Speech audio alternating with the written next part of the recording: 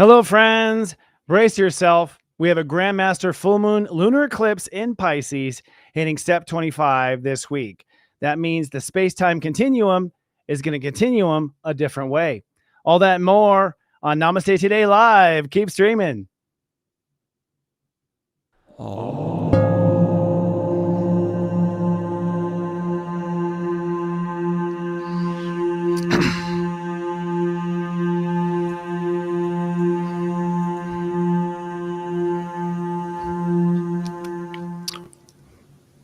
Welcome to Namaste Today Live. My name is Christopher Witecki, the sensei to SeriousJoy.com. We are streaming live here on our networks across all of our platforms, and we are here to be here for you in this crazy time.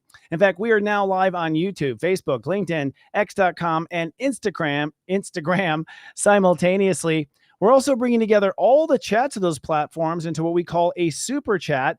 And if you're in this super chat, please say hi. Tell us where you're chatting from and maybe what your astrology sign is. Let's say hi to a few of our super chat people. Hello. Let's see how they come in. Holy Moon. So nice to see you. Mystical Trinity. I think it may be the first time I've said your name. Neptune Girl. Neptune is very active today. Christine May. Maybe not. Stephanie Whittaker. Nice to see you. Margot Music. I'm not going to mispronounce it. Priscilla Love, how's it going? Alexander Michelle, hello. P. Monroe, hello. Jill Louise, always a pleasure. And one more, Carol. It was just 24 hours before we were having a great day. So nice to see everyone today. Pardon our little disruption there. Literally, when going live, I managed to completely destroy my camera setup and my lighting. And that's sort of a symbol, I'd say, of the energy right now. Has it been a little rocky for you? Has it been uncomfortable? I'd say that's the nice way to put it. The universe is putting on some major pressure. All karma must go, and we must do it now, says a powerful lunar eclipse coming up. So we're going to talk about really how this lunar eclipse is the dividing line between the old life and the new life. Maybe hard for you to believe, but I have details on why that's the case. And tonight on ASTRO Mingle, I'm so excited to bring one of our favorite guests back, multi-award winning and best-selling author, animal communicator, and world-renowned psychic medium, Bernadette Carter-King is back to dive deeper into the realm of the animal spirit kingdom. And as a special treat, we've never done this before, so get your crayons and your pencils out, okay? She's offering free mediumship readings tonight on the air. We're looking for people whose pets have crossed over, so she's going to do some higher self pulling down pets that have crossed over. And we're also looking for people who want to connect to their pets just in general. Here's the caveat. You have to be willing to come on camera with us, which means you just have to webcam and a microphone and whatnot. And please email us right now because our producers will start to exchange and set up the reading for the second half of Astro Mingle. Just email freereadingwithbernadette@gmail.com. freereadingwithbernadette@gmail.com. That'll be tonight on camera. Please be able to be on camera and make sure your mic will work and stuff like that because we are winging this like we are all of our shows. Kidding. But we will be posting it again in the chat if you didn't get the email. freereadingwithbernadette@gmail.com. It's going to be fun. This is the first time we brought our live guests in the studio, so it's a new day. But first, before we dive into all those details, let's take a look at the week's moods and your zodiac weather. This zodiac weather is from Saturday, September 14th to Friday, September 20th, 2024. Looking ahead at the weekend forecast, it may be a surprising weekend and a twist of fate. On Saturday, we predict sunny and feeling twinkly. Step 22 means that Uranus rules the day, so it's going to be a weird day. Expect the unexpected. The moon in Aquarius sort of doubles that potential. You're becoming mystical is the truth, and you are enchanting the future, whether you know it or not. The choices you make are somewhat fated. Just make sure you choose with your heart. And Venus will trine Jupiter, which means you're opening up and accepting a new future that you may not have anticipated. On Sunday, it's sunny and feeling rather vibrant. Step 23 means Mercury rules the day. This will be a day of communication. You'll be in your head. It's a good day to tell someone that things are changing.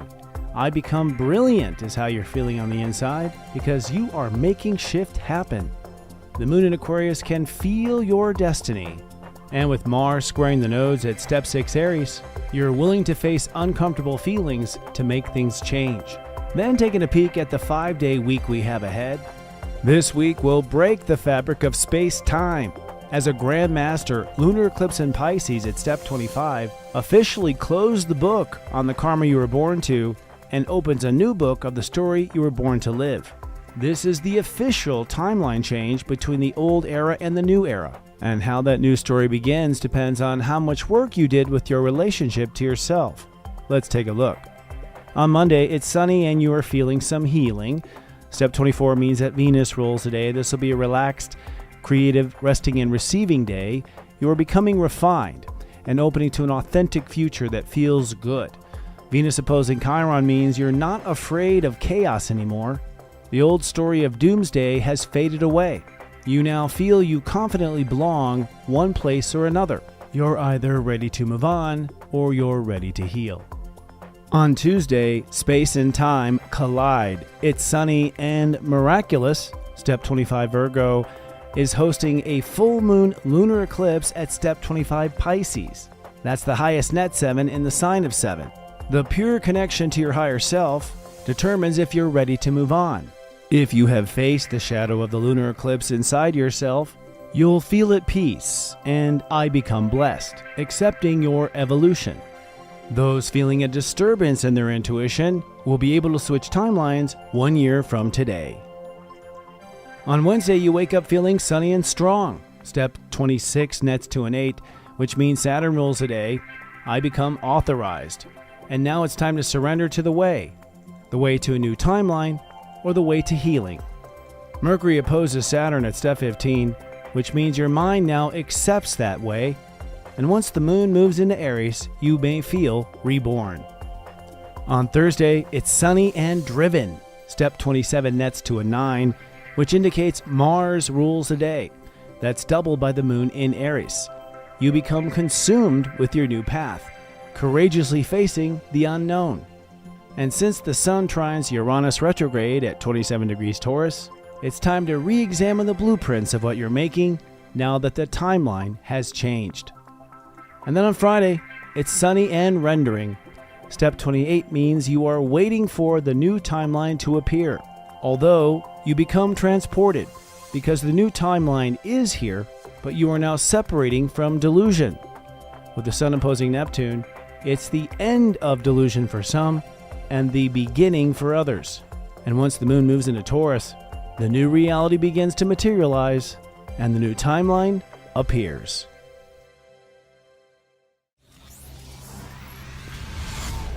It's serious joy. If you're watching on our YouTube channel, Serious Joy TV, please be kind and do subscribe to our channel.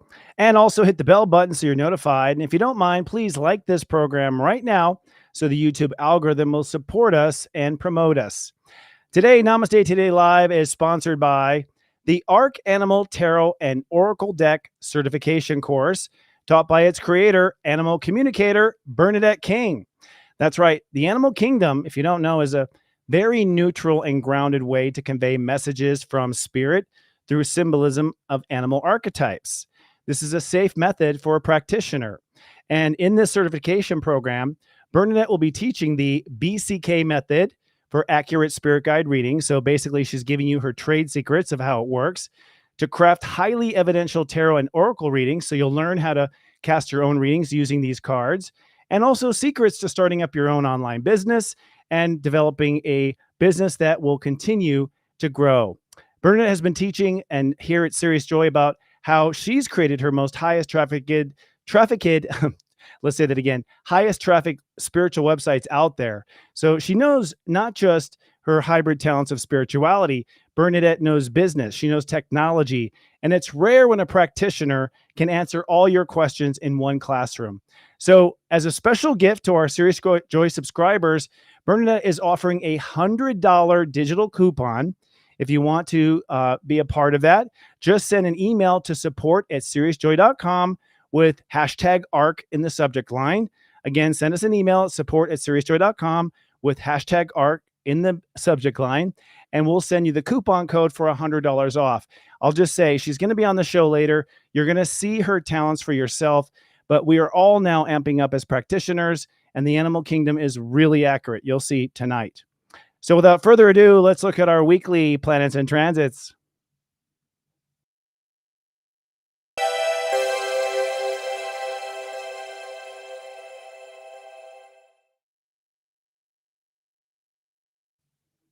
Holy moly, do you feel the energy?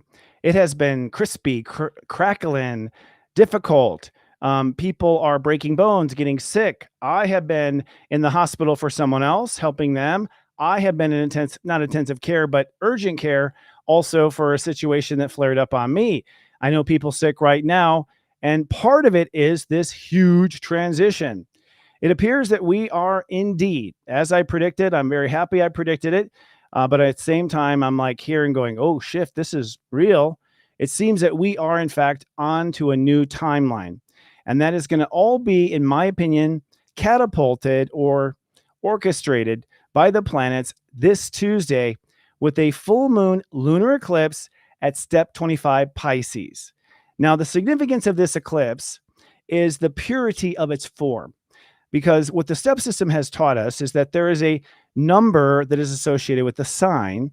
And so the degrees of the planet can add to a number. We call that a net step. And in this case, the degrees of the moon and this lunar eclipse are at step 25, net step 7, adds to a 7.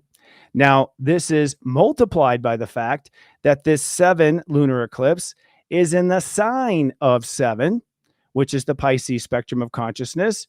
And it is multiplied once more by the fact that this eclipse will conjoin Neptune, the ruler of 7. So you could say it is good luck in the casino, 777, where spirit is purely in form here.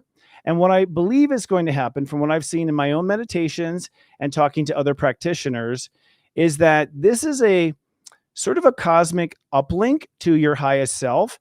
You could say that when you have this series of 7s all operating, what's actually happening is you're getting a pure signal from higher frequency that is not being interrupted or filtered by other states of awareness. And so when there's a pure connection in that form, it's been my experience that the entire definition of that state of awareness gets replaced, something I've just noticed over time. And I have to, if you're wondering, how do you know this stuff? I live it. I talk to people. I ask really embarrassing questions to random strangers that I meet in restaurants and things, or I just sort of ask about their life and sort of do man on the street interviews, which might be an idea sometime. And so over the years, I've gotten some feedback on these pure eclipse numbers.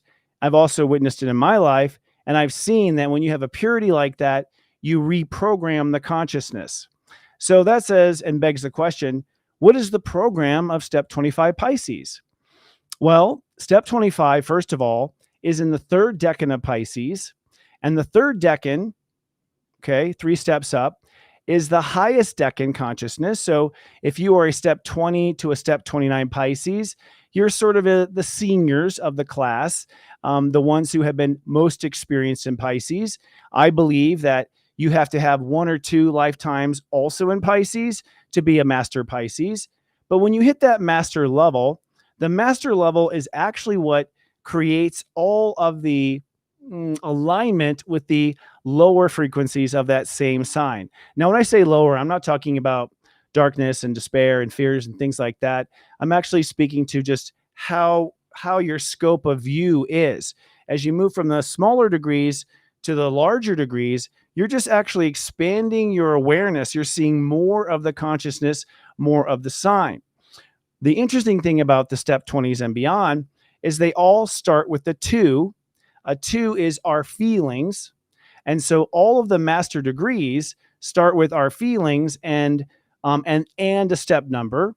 So this particular net step, this step 25, starts with all of our feelings and everything that we think about life. So if you wanted to just tap human consciousness and get a read, like a sample of their awareness, basically everything you feel and everything you think pretty much sums up who you are, minus the heart. That's a different topic. We'll talk about that on a different night.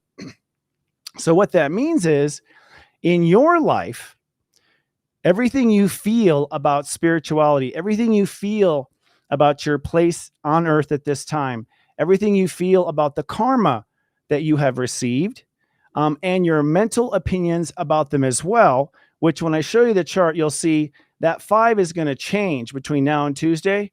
You're going to change your mind a lot about what you think because just the momentum of the buildup of this is pretty intense. I've already got things falling down the studios. I got people tripping over themselves. I mean, it's a little intense, but you'll see that your mind changes about things. And so that 25, basically how it activates is when you are mindful of your feelings, okay, not mindful of the world, not mindful of the comet heading for Earth, not mindful of the beautiful red moon in the sky, but mindful of how you're feeling at that moment.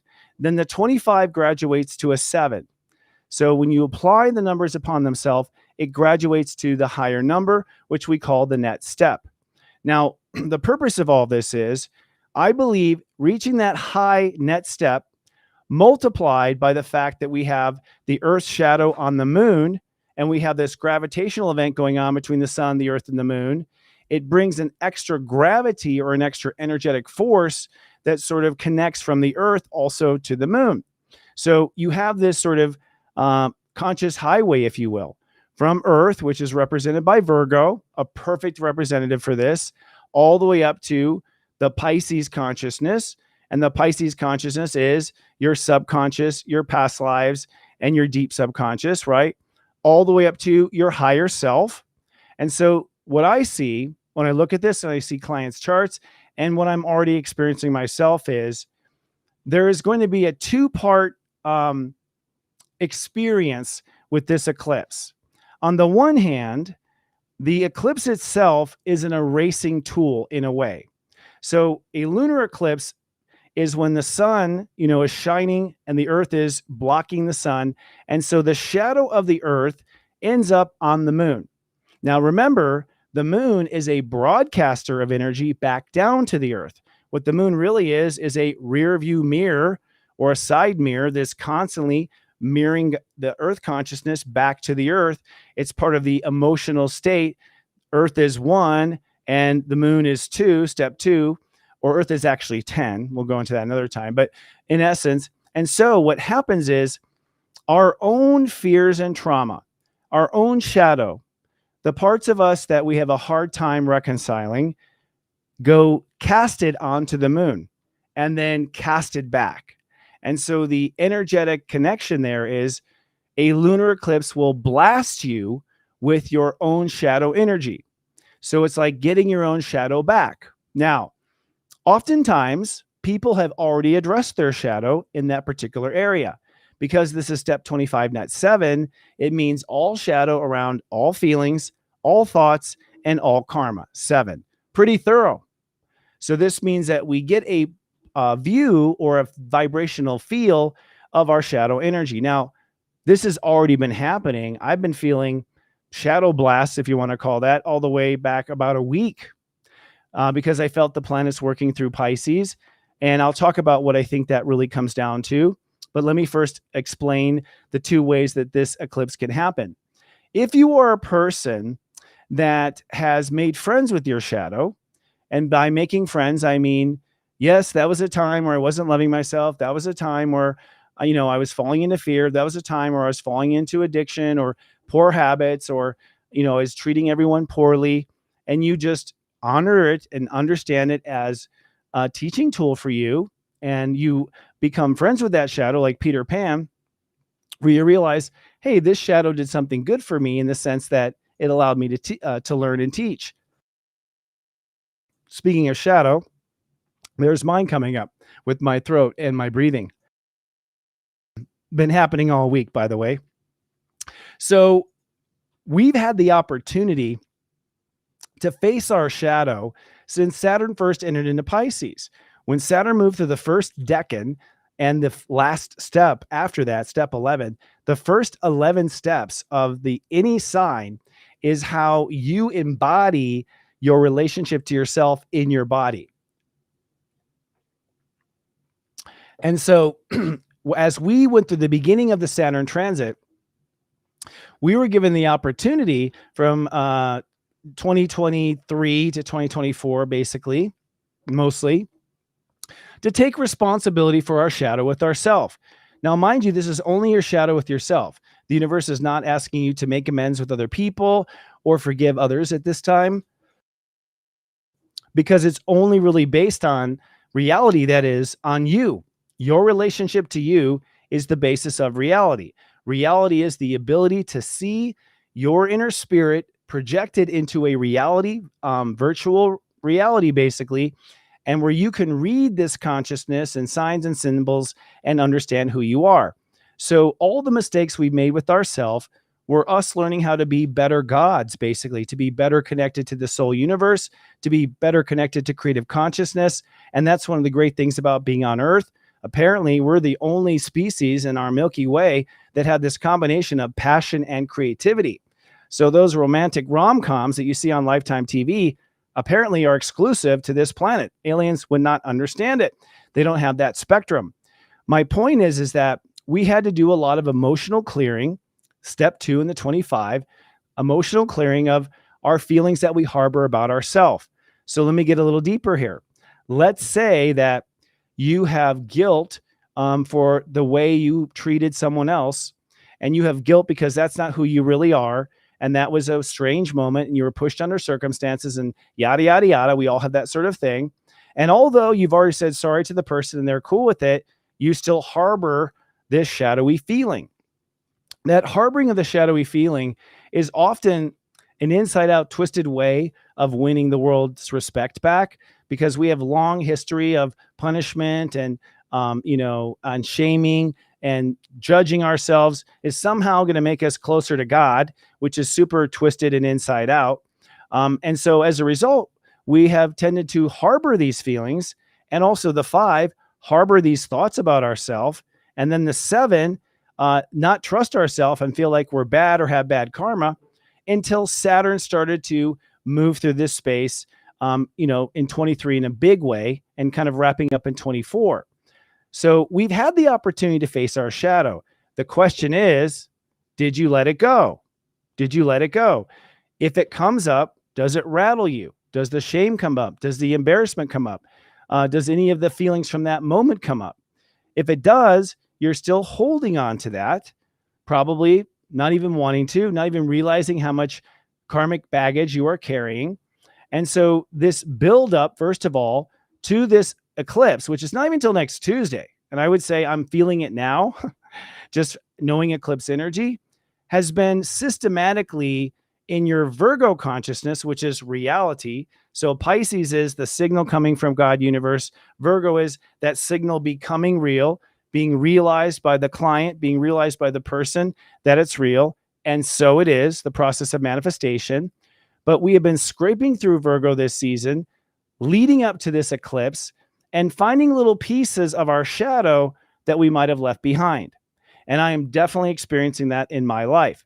Now, it gets a little complicated when we bring in Pluto. So we'll hold off on Pluto right now. We'll talk about Pluto because Pluto is aiding and abetting this whole karmic release. So are some other planets, as a matter of fact. But keeping to just the step 25, net 7 eclipse, we have been scrubbing in this Virgo consciousness and re-becoming something new since we were in Pisces, right, 6 months ago, and we had all sorts of energetic investments in Pisces, and Saturn finished the first decan in Pisces at that time. And so since Pisces, we have been taught how to take responsibility for our shadow. That does not mean we did, right? And in even case when I thought I did, I was like, oh, there's another piece that I'm feeling a little weird about.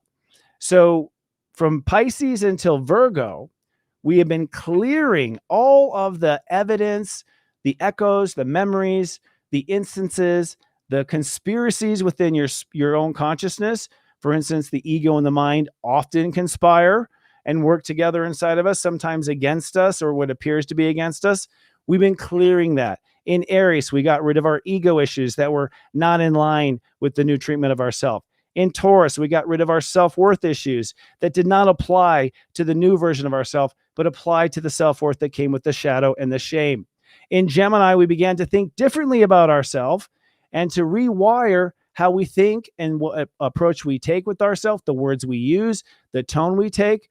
Jupiter, by the way, gave us a bonus because when we were reprogramming the I think of ourselves, how I think of myself, Jupiter basically picked up that new information and has been carrying that information all the way up the spectrum, all the way up to the steps. Today it's step 20. So we've carried the thoughts up to this new level from Gemini. Then we went into Cancer.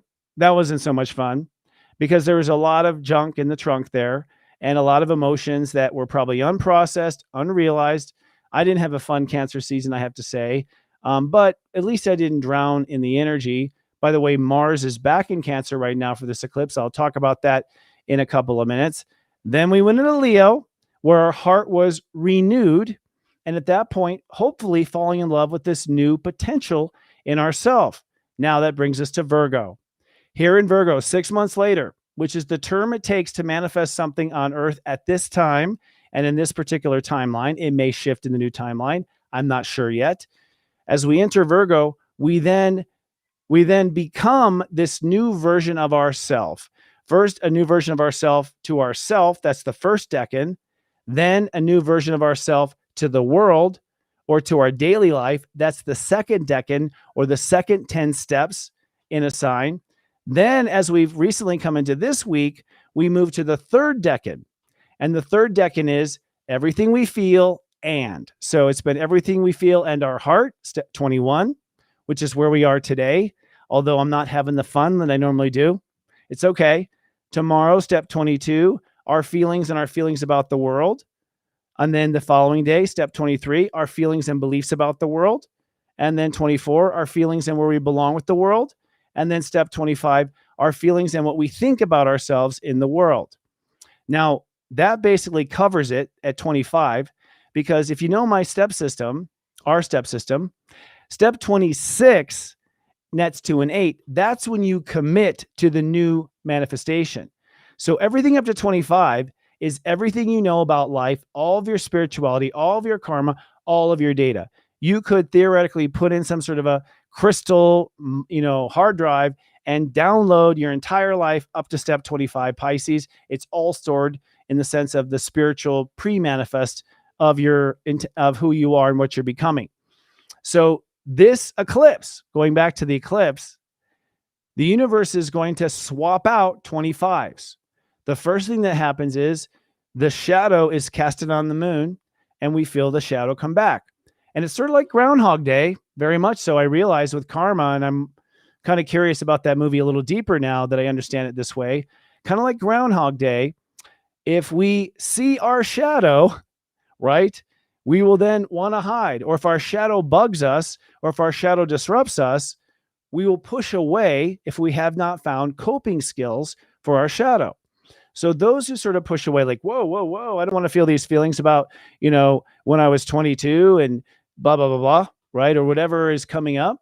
And so there's a push away from the experience. There's a disconnect from faith. And so you don't really feel blessed in that moment. You feel like you have healing to do. And if that's the case, it's no judgment from the universe. This is just how the system seems to work. You then, I think, miss the opportunity to shift timelines in that moment. Now, don't panic, but I will drink here for drama. If you miss this timeline, don't worry. From what we can tell in our staff, you're going to have an opportunity to shift timelines every year for the next 23 years while Pluto is in Aquarius. So God Universe wants to leave no soul behind here and let everyone on the love boat, the crystal arc, if you will, of a whole different reality. Now, for those who feel their shadow and get the sense of, man, it's been hard, but I love you, shadow. Let's move on. If you have that sort of proactive approach, if it's a nothing burger, if you've forgiven yourself and you've let it go and you've let the energy go, I believe the energy of the eclipse pulls you higher and allows you to download new programming for how you feel and what you think about your place and your karmic place in the world. So to put this in a very literal sense, you may have felt like your karmic place in the world was to be pushed around and bullied. Seems like it. Everywhere you go, people are bullying you and being mean to you. Why has the world never been nice to you? What What's going on? Well, if you study with us at seriousjoy.com, you know the world is a reflection of your relationship to yourself, which means in your own spiritual history, you have been a bully to yourself. And so you have manifested this world that reflects what it's like to be inside of you, right? Usually more creatively and using different people and different props. But it's the same if you look at the script. So we recognize, that this pattern is over. Why?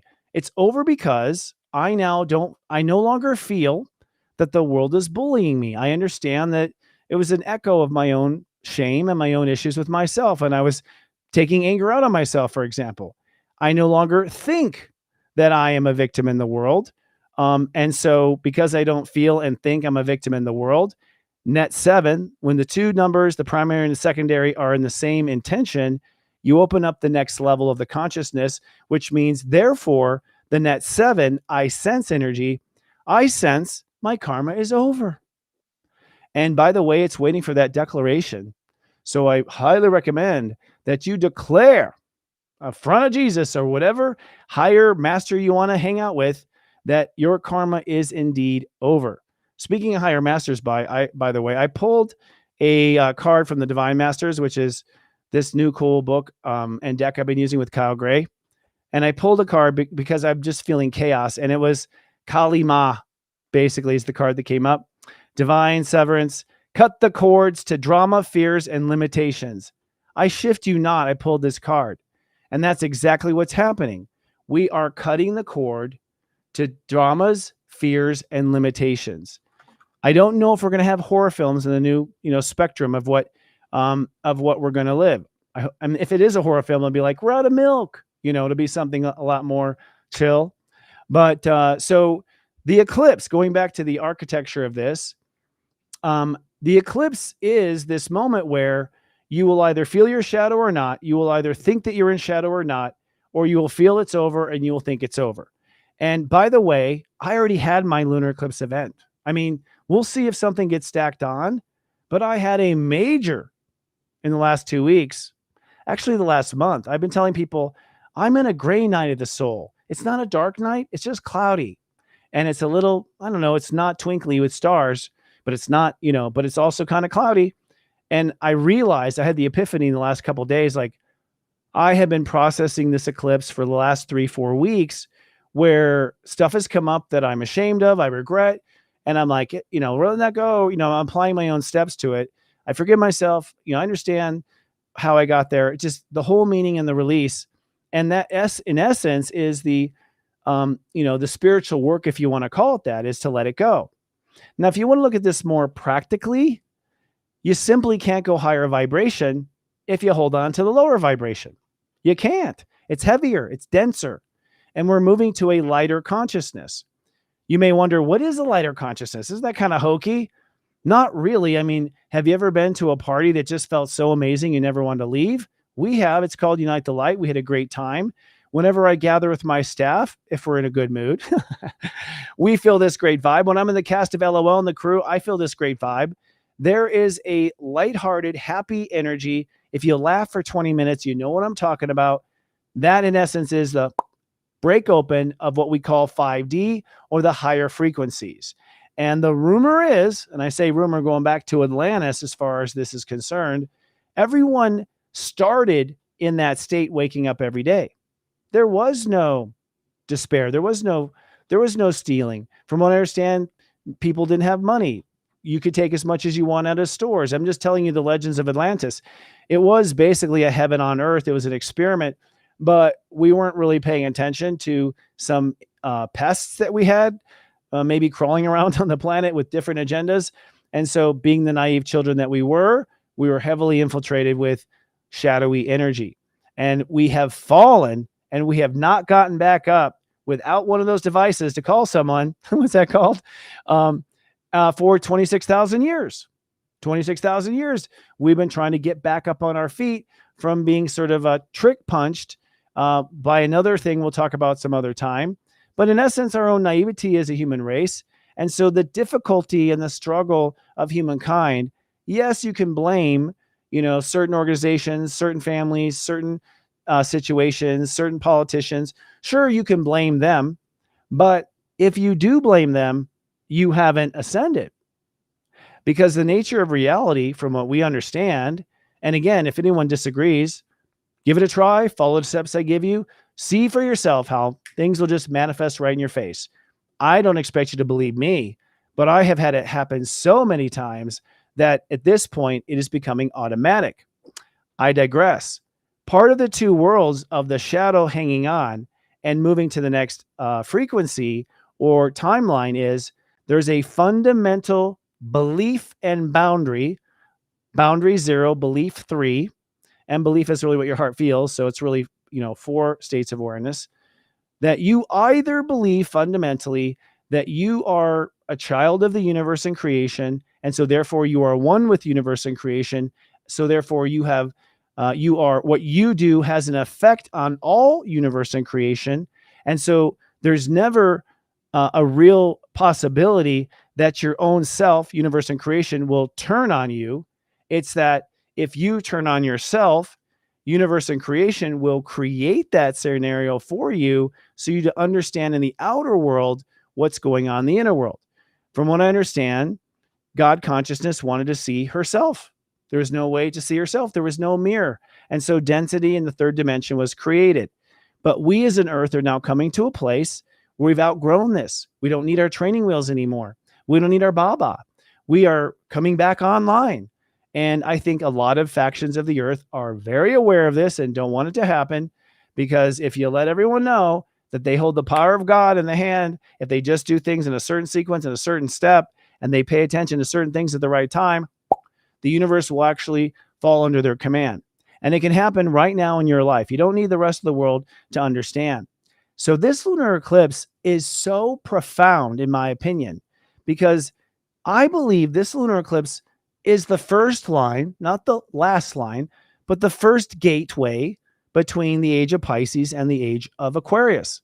I feel like this lunar eclipse is the first graduating class of the age of Pisces. And I feel that if you have this lunar eclipse event and you go out there like a groundhog and you are not scared by your shadow, then you, my friend, are one of the first graduates of the age of Pisces. I truly believe that, because you have learned what the Christ consciousness, different from Jesus, okay, the Christ consciousness of creation want us to know, that our enemy is not this version of ourself that we are projecting. Our enemy has been ourself onto ourself, and then we have attracted people who behaved in the same way. Now, the other potential, just so we're clear on the two belief structures, is you can hold space that it's an absolute reality, proven only by science, and until disproven, we're not going to consider it, right? Any other objectives until someone else does a case study or someone else proves it in evidence, that we're locked in this solid reality. There's no way out, and you're going to die, right? And if you do die, that might be the end. It's a whole different belief structure. Now, I'm not a person to talk someone into how to believe. Believe everything you want. I know I've been everywhere and everything through my lifetimes. I know a lot of my past lives, I was trying everything out. Belief is just a theory that you try out for a particular lifetime. But I have been caught in this moment myself many times, where moments where I question, does God exist? Is there something else? Am I creating reality? Or am I just really smart and putting pieces together and making it look like the symbols pay off? And what I came to realize for myself, and I'm sharing this, I think for the first time in my entire life, is you can look at both pathways. Either you believe that you are changing your life and you have an impact in the world and that you have the potential to create anything in your imagination, or you feel like you are stuck in this prison, it's going to end, and you have no control of where you are. The truth is, I won't know what the truth is till I die. And so what I realized was, if I'm going to be stuck on this boat with a bunch of grumpy people, I'm going to at least be under the delusion that I have control over my life. You know what I mean? Like, don't tell him he's stuck. I mean, I think it's kind of cruel. Like, let him believe, for that moment. I'm going to enjoy my life and I'm going to take this pattern. So I actually chose my belief structure based on the enjoyment of my life. I didn't choose it based on belief, but I will say my heart feels this is true, and I'll be saying it to the day I cross over. So we're on countdown. It's a pretty powerful week. It's not only the end of your karma to yourself, it is also the first wave of the wrap up of the age of Pisces, which of course is necessary to get to the age of Aquarius. We can't get to the age of Aquarius unless we wrap up and apply what Jesus, Muhammad, Buddha, all the people that came at the beginning of age of Pisces were trying to say to us. And, and many who were never made it into the history books because of other people that wanted to squash those belief structures. But in essence, we are in fact graduating at least the first level. There might be a series more. Saturn stays in Pisces for a while, Neptune also, but Saturn and Neptune actually move into Aries next year. And that was something we'll talk about in a minute. I don't want to bring that up now because it might be a little tough. And I want you to choose which you believe in first.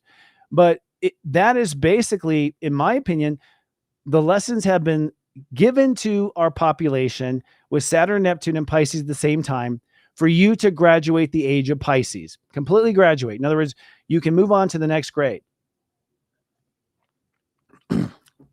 Now we have some cleanup, and just because you learn it, don't mean you apply it. And so I think Saturn and Neptune in Aries will be all the applications of this spiritual wisdom. So we're not just bingo, bango in the age of Aquarius.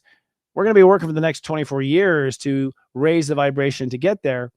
And we have to carry out how these intentions play out in every action, every behavior, and that's Saturn and Neptune in Pisces. Now, here's where I will bring this up.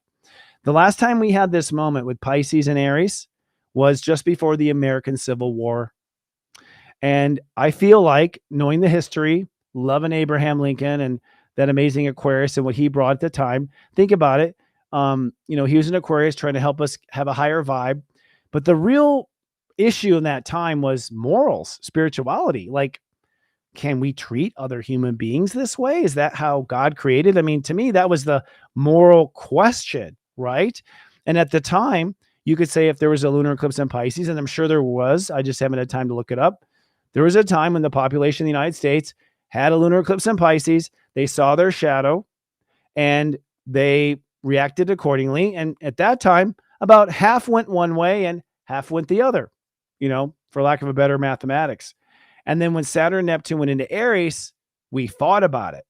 We fought over whose morals were more right. And we got into a civil war over that. Now, I know there's layers with the World Bank and all sorts of stuff too, which all resonates, by the way. There's a lot of stuff going on, and someone killed the president. That's not cool. So there's a whole bunch of stuff going on at that time. But it was the last grand moral question of society. Is this appropriate to treat another human being this way? Is it, right? Ironically, the next evolution of Neptune and Pisces is it okay to treat yourself this way? Do you see how we've moved from treat another to treat ourselves in this particular instance? And that's because I think we are realizing we are God's source. We are creation source. And so we realize, some of us realize, oh, the whole reason I was a jerk to this person was because I'm always a jerk to me. And so what comes around goes around. What's good for you is good for me. And so most of the time when you see a person who is mean and projects onto others, man, they're having a hard time at home because they're treating themselves probably worse. Not that it's okay to venture stuff on another person, but when you understand the metaphysics of it, you see it just a little bit differently because you understand the architecture of incarnation and the mechanics of spirituality. So it's a moment of the first wave of Pisces moving on. It's a moment that's going to determine what happens next year when Saturn and Neptune go into Aries in the spring of 2025.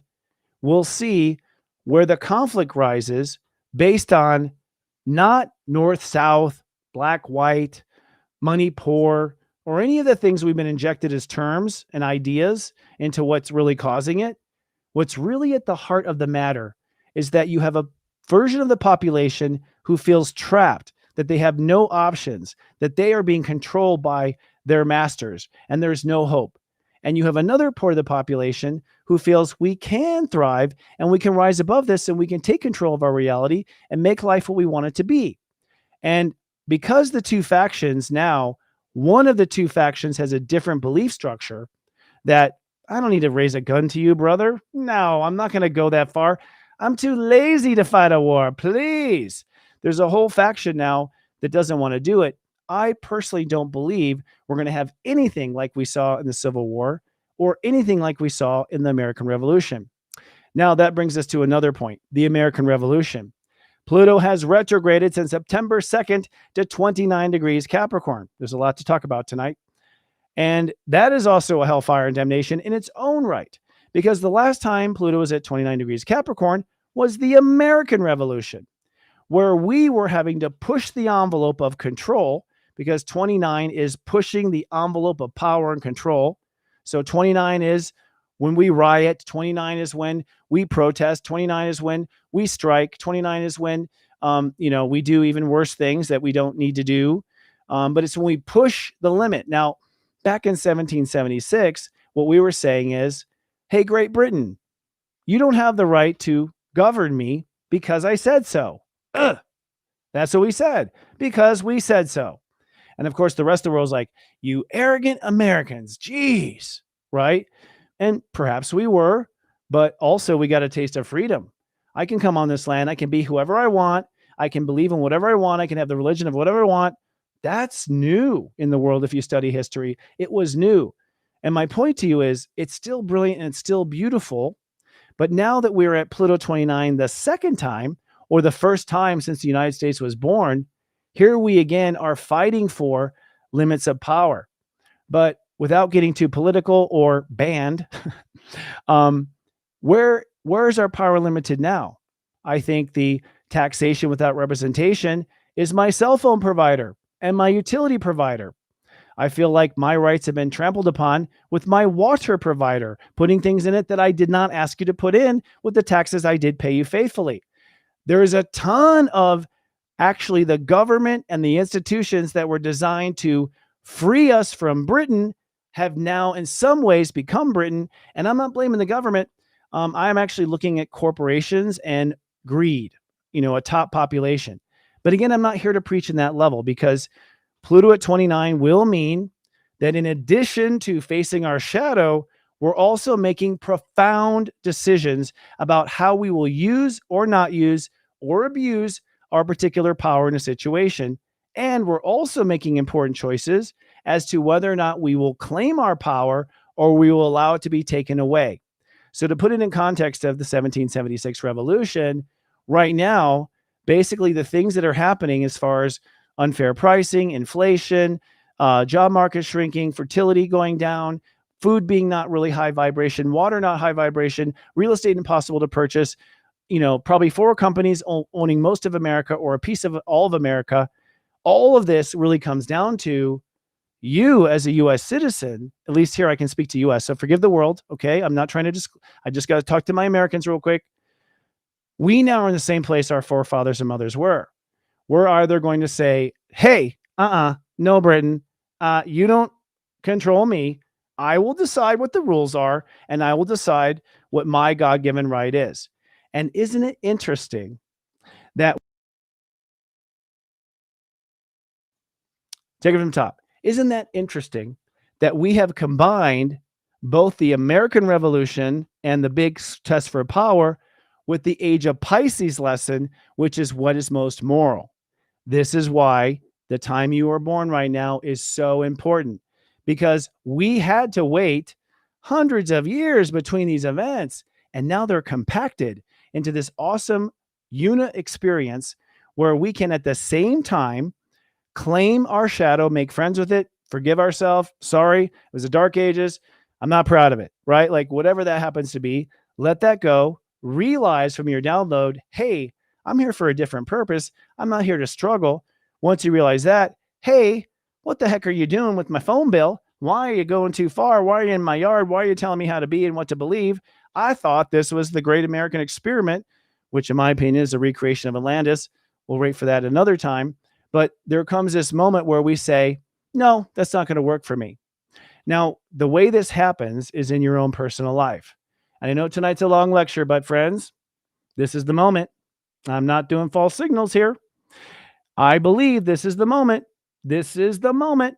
And if you think the moment is, I've got to go strike, I've got to go protest, I've got to go push, I've got to shove, I've got to cheat, I've got to fire, I've got to blow things up, You're living in the old American Revolution version of Pluto 29. Yes, it took force back then. That was before we realized we had the force, that we had the ability to actually channel and create. So we don't need to do anything but change the way we allow ourselves to be controlled. So moving forward with this eclipse, it's actually not a nothing burger. After it happens, there's a domino of effect that I'm predicting. Strap on, friends, because we're going to be in a wild toad ride from this point forward, just because a lot of people are going to opt out of the matrix, opt out of the system. And when I say opt out, I'll give you an example. I didn't even know there's a presidential debate this week. I didn't even know. I was so caught up in my own reality, trying to make my life work, trying to serve my clients and the people that believe in me, that I actually realized, holy shit, I have opted out of the narrative, finally. And I stopped watching the news, all that stuff, but somehow my eyes found it on billboards and in conversations. Like, I was still attracting it no matter what. So this was a real eye-opener for me. Like, I don't care. I really don't. I've come to a point, and I'm just sharing because you might want to skip along this yellow brick road. A lot of examples came up just now that got dismissed. And that yellow brick road is one step at a time, step system, with my heart leading, yellow brick. I will just follow the next loving thing to the next loving thing. And I believe I will be led to my own personal satisfaction, joy, and what we like to call serious joy. So you can see this is a very serious conversation about the potential of our joy. And I don't think there's any punishment or anything. If you don't get it this year, I'll be back next year. We'll have another one, another Pisces, not an eclipse. So it'll be a little more effort on your part. You won't have the universe pushing you up there and showing you your shadow. That's going to happen now. You'll have to remember it or take pictures. But I think every year you can ride this storm from Pisces to Virgo, and you can move on to the new timeline. So what is this new timeline? I'm so glad you asked. This new timeline is the beginning of Pluto in Aquarius, which is the beginning to raise the vibration out of these dark energies, pain, fear, guilt, all those things, and begin to experience some of the cosmic psychedelics that are built into consciousness. Psychedelics, by the way, are actually tapping you into what already exists. And we have the spiritual technology built into us to go all sorts of places and dimensions and all sorts of fun stuff. I was interviewing the Palladians through Wendy Kennedy not too long ago in a private setting. Human beings have more power of creation and connectedness to God's spirit than any species in the Milky Way, from what I'm being told. We are extremely special, and we've been told we're nothing and that we're dirt. And we've stayed down believing that, not realizing the source of our truth is us. So we'll bring it down to this week, and we'll put this all into nice, tight packaging in a bow. Probably the best way is to look actually at the planets. So this week, technically, the sun is in Virgo. The sun in Virgo is from step 22 to step 28. I've got to bring up the theme of the week too, I know. So I'm not sure which way to go. Sun in Virgo. There we go. Thanks. So I'll also say the theme just to really confuse our director. Sorry, brother. Our theme of the week is a new fate awaits. He's put it up a few times, but I didn't take the cue. A new fate awaits. There's a new fate that is ready to unfold. When I say fate, I mean an entire new lifetime with a new perspective. I don't even think you're going to, if you take this new fate, and this fate, by the way, is like in heaven, you signed up for the cruise, you listed all the things you wanted, you put down this whole experience. And from what I understand, the Earth cruise wasn't offering this experience. The last time it offered an experience like this was Atlantis 26,000 years ago, or the land of Mu, which Atlantis blew up. More on that later. Nonetheless, this new fate is also either the end or the start of delusion. Now, I know that's kind of confusing, the end or the start, but that's based on sort of what happens in the eclipse, because that eclipse is actually conjoining Neptune, the master of delusion. And I don't really believe it's actually the master of delusion. I believe Neptune is pre-manifest creative energy, spiritual creative pre-manifest. So if you go in there into Pisces going, I'm the king of the world. Pisces is like, okay, let's create a king of the world delusion and go. And so you will, in your creative energy, create this delusion that you are this sort of thing. However, most of us have been living in delusion this entire time. Since the last time Neptune was in Pisces in the American Civil War, then the last time before that, and the last time before that. I mean, the way the universe works, from what I can tell, has been hijacked since Christianity began, right? From Constantine. We've been, started to be lied to for control purposes. So I think that this week is the end of delusion for those who have been buying the stories for 2,000, 3,000, 4,000 years and not listening to themselves as truth.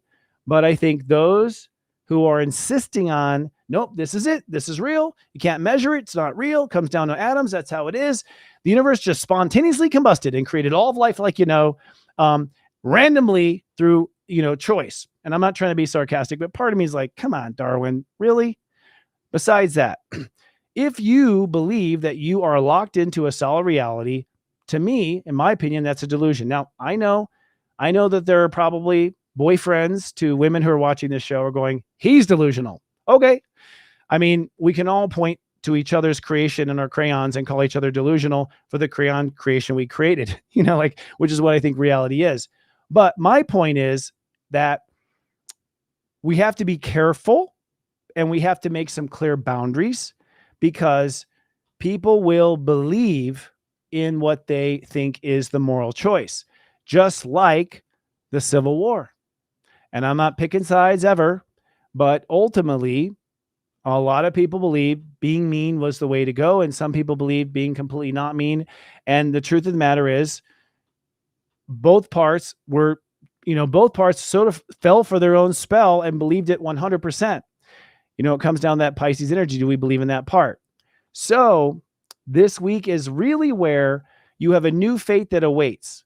The new fate is one of two things. Either shift just got a lot harder and we got to get ready for a fight, or, oh my God, I'm free. I don't need anything to convey and prove I am who I am. I don't need any, examples of what my power is. I'm connected to God creation. I've got all the DNA. What am I worried about? I just need to learn the magic.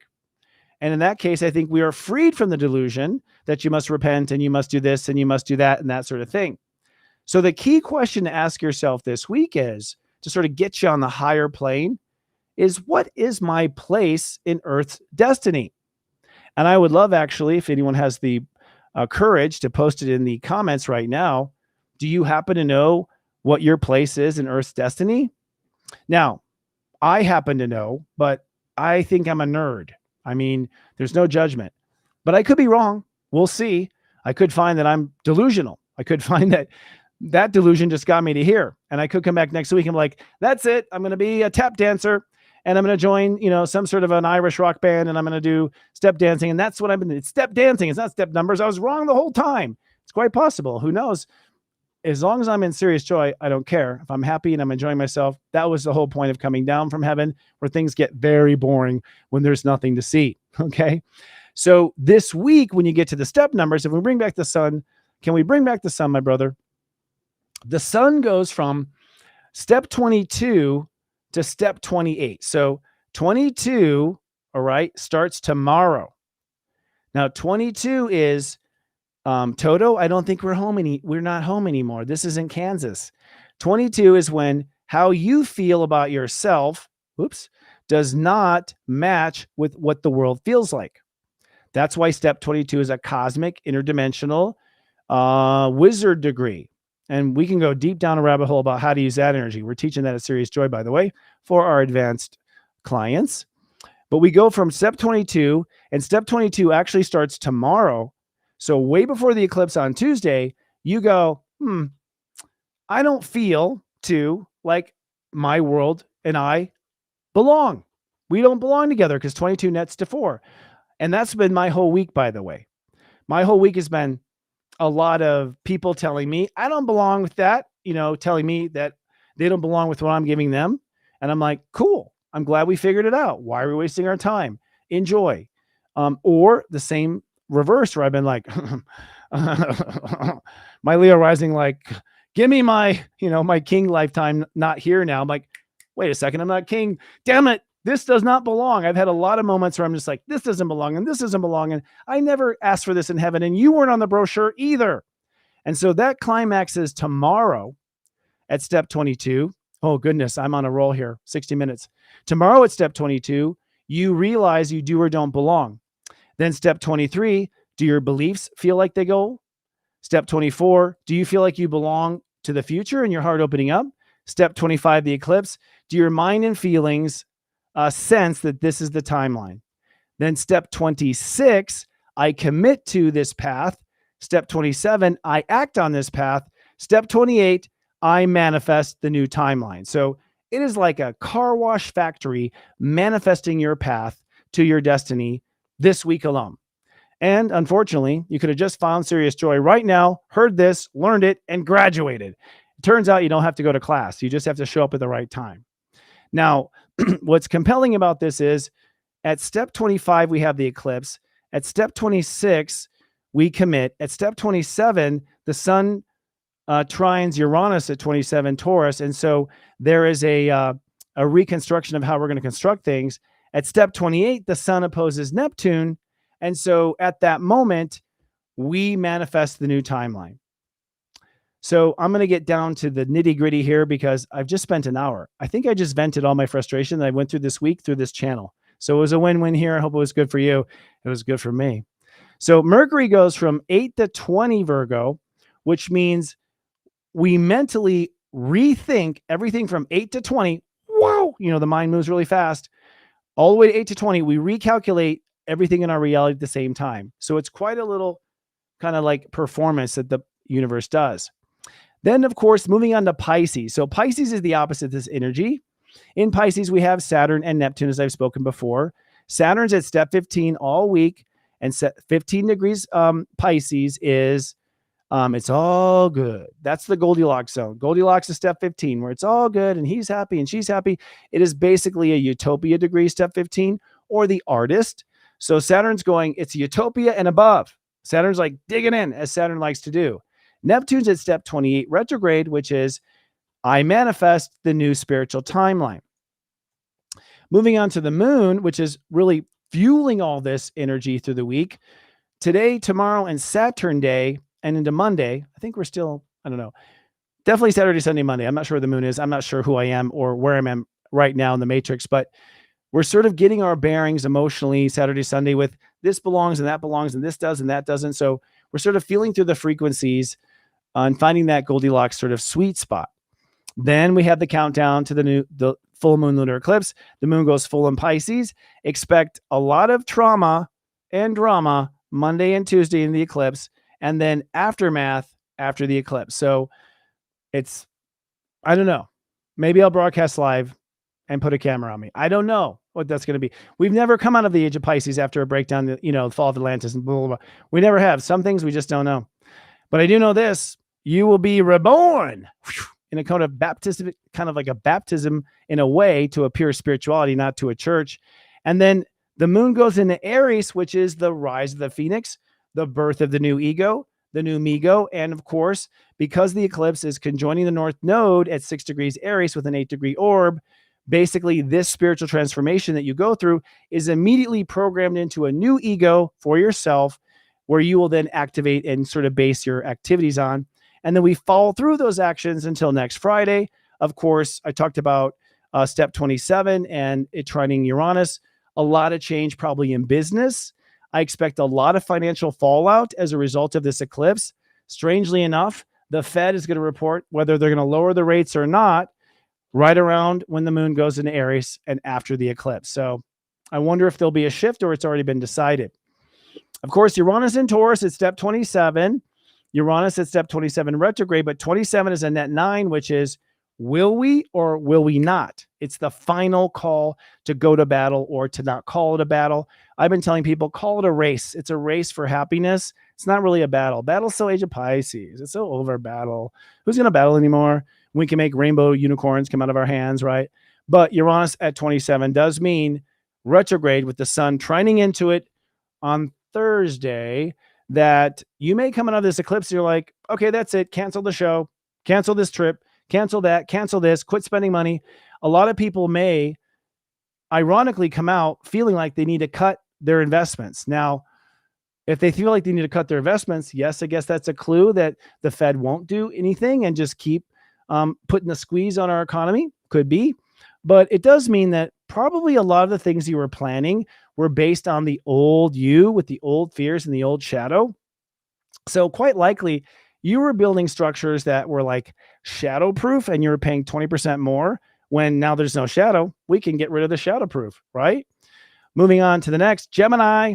Jupiter in Gemini is at 20 degrees all week. And the power there is the 2 is how I feel, and Gemini is how I think, and Jupiter is what I believe. So what I feel, think, and believe, all in this new spectrum of 20. 20 is unlimited possibilities with that 0. It's like an energetic womb holding space for unlimited possibilities.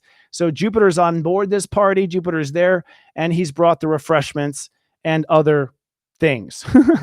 And then we have, of course, Pluto and Capricorn, which I said. Pluto and Capricorn at 29 degrees, heading to 0 eventually in November 19th. But at 29, at the same time, you are making final tests of, will you, take your power? Will you own your power? Will you abuse and go too far? Will you base your power on someone else? Is your power is based on getting the loan? Your power is based on this? Or you base your power on your inner heart? We'll see. Stay tuned, folks. The drama unfolds. Mars in Cancer. Now, this is a shit story right here. Mars in Cancer is stirring up the emotions. I was talking about it with staff that this whole week I've been stirred and angry about old stuff. That's because Mars is scrubbing between 5 and 9 degrees, forcing us to face our emotional stuff with ourselves and respond differently. All right. And then moving on to the Aries energy itself, I talked about this as well. The North Node at 6 degrees Aries. I'm saying, hey, this is all for a new relationship, step 6, to you. It's all about a new you and a new relationship to you. Chiron at 22 says, see that 22 right there? 22 is saying, okay, we can go the hard way, like the Civil War, and blame each other. That's a possibility. We know what that path looks like. Or we can take another 2. Maybe we feel we develop a different approach this time and maybe not be so violent. And then lastly, of course, we have 2. Libra with Black Moon Lilith at 8 degrees, the South Node at 6 degrees. This means we're letting go of the old relationship to ourselves. It never worked anyways, all that fear and shame and blame. Black Moon Lilith says you're going to face fears of being able to commit and act on what it is that you really want to be to yourself.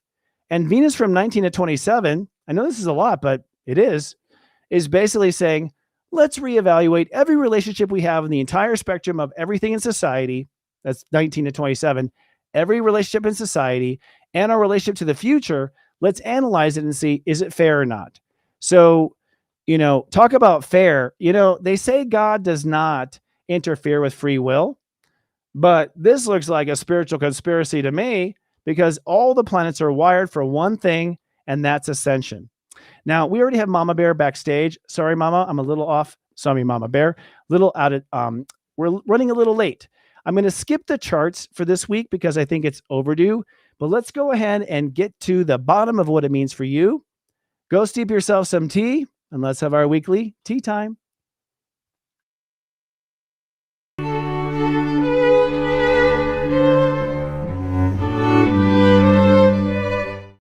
Hello, friends. Welcome to our tea time, where we add a little alkaline to our consciousness and maybe get rid of some of that acid coffee that we've been drinking all week, right? The tea is a metaphor, really, for bringing back that neutrality. Yeah. Holy shit. Wow. Thanks, Rhonda. Yeah, I have had a hard day, and so I just put it into my work tonight. You might have felt it. We have a lot going on, and I want to go through these for everyone, so everyone is prepared on how to tune in to maximize on this particular moment. And then we will have Mama Bear come and talk about sweet animals. In fact, Mama Bear, I want to know what this means. What does this mean? This is what I pulled before the show. I can't even pronounce this animal. So I'm going to ask her that question first. But for our zodiacs here, for all 12 signs, I'm going to look at 4 different things of the astrology. One is the lunar eclipse in Pisces. That will hit in one area of your life. Okay. It's going to hit in one area, which means that, and this is what you teach at Serious Joy every day, that what happens is when you have an event hit one area of your life, it almost immediately proliferates to all other areas because most consciousness talks to most consciousness, except with some we have blocks. So the point is, you can take your time trying to clean up all of your life and fix all the splatter, or you can go back to the endpoint, the impact point, which is what you're going to hear tonight. Where is it impacting you? Clean it up at the impact point, and everything will proliferate as clean. And this is about efficient energy hygiene, something we're starting to work and develop on at home at Serious Joy. So I'll talk about where your lunar eclipse is hitting. Then I'll talk about the Virgo side of this. After all, a full moon is the sun and the moon on either side. And so the sun in Virgo says, hey, as soon as we get the instructions on what timeline this cat is on, I'm going to manifest and make it become real. So you are realizing the spiritual truth on the other side of your consciousness from where the spiritual comet landed, or lunar eclipse. So I'm going to give you that spectrum, where it lands and where it becomes real. Then I'm going to give you some clues on Uranus and Taurus. The sun is trining Uranus and Taurus at the end of the week on Thursday at step 27. I talked about that. And that sun in Taurus, that Uranus and Taurus trining the sun in Virgo at 27 means that you may have a major change of what's going to happen. And it's right around the Fed change. So that's weird. But I don't know. Sometimes I wonder if they have astrologers on that staff. I mean, there's a lot of weird symbols on our dollars, just saying. But the point is, Uranus and Taurus means you might change plans in this area. So don't say super stuck to that idea. And then I'm going to talk about Mars in Cancer. Where is that ass stirring up the emotion in your life? Where is the junk being pulled to the surface? It's actually a service to have something pushing up the stuff you tried to forget. And I just want to let you know where you're in a karmic minefield when it comes to your feelings this week. So kind of a distraction, on the adventure. And don't forget, if you want to be on with Bernadette Carter-King in the next segment, we've been posting the email in our chat. We've been rolling it across the screen at the bottom. I would say you better get that email in real quick because we're going to be live with her here any moment. Thank you so much, Adam. All right, let's start with the Aries. Aries, this lunar eclipse hits you right in the belief of faith. I mean, your faith may be tested on a major level. Tested on a major level means, will I get the loan? Will I get kicked out? Will I get fired? Will she leave me? Will he leave me? Can I, will the pregnancy be okay? The big, big, big nail biting, oh God, kind of thing. And that, oh God, is exactly it. It's like, yeah, how about connect to spirit? Ask. So the lunar eclipse for you is a major change in faith. And I have seen Aries studying spirituality. I have to go look at the numbers. I think our Aries numbers are up. I'm not putting Aries down. It's just they've been really focused on the earth. But I'm seeing this whole spiritual revival going on. So I see it, brothers and sisters. I see it happening. This is ultimately that it's a test of faith. Don't let it spread into the mortgage and the car loan and all these things. Keep it right there. Do you have faith that you have a connection that will get you along, or don't you?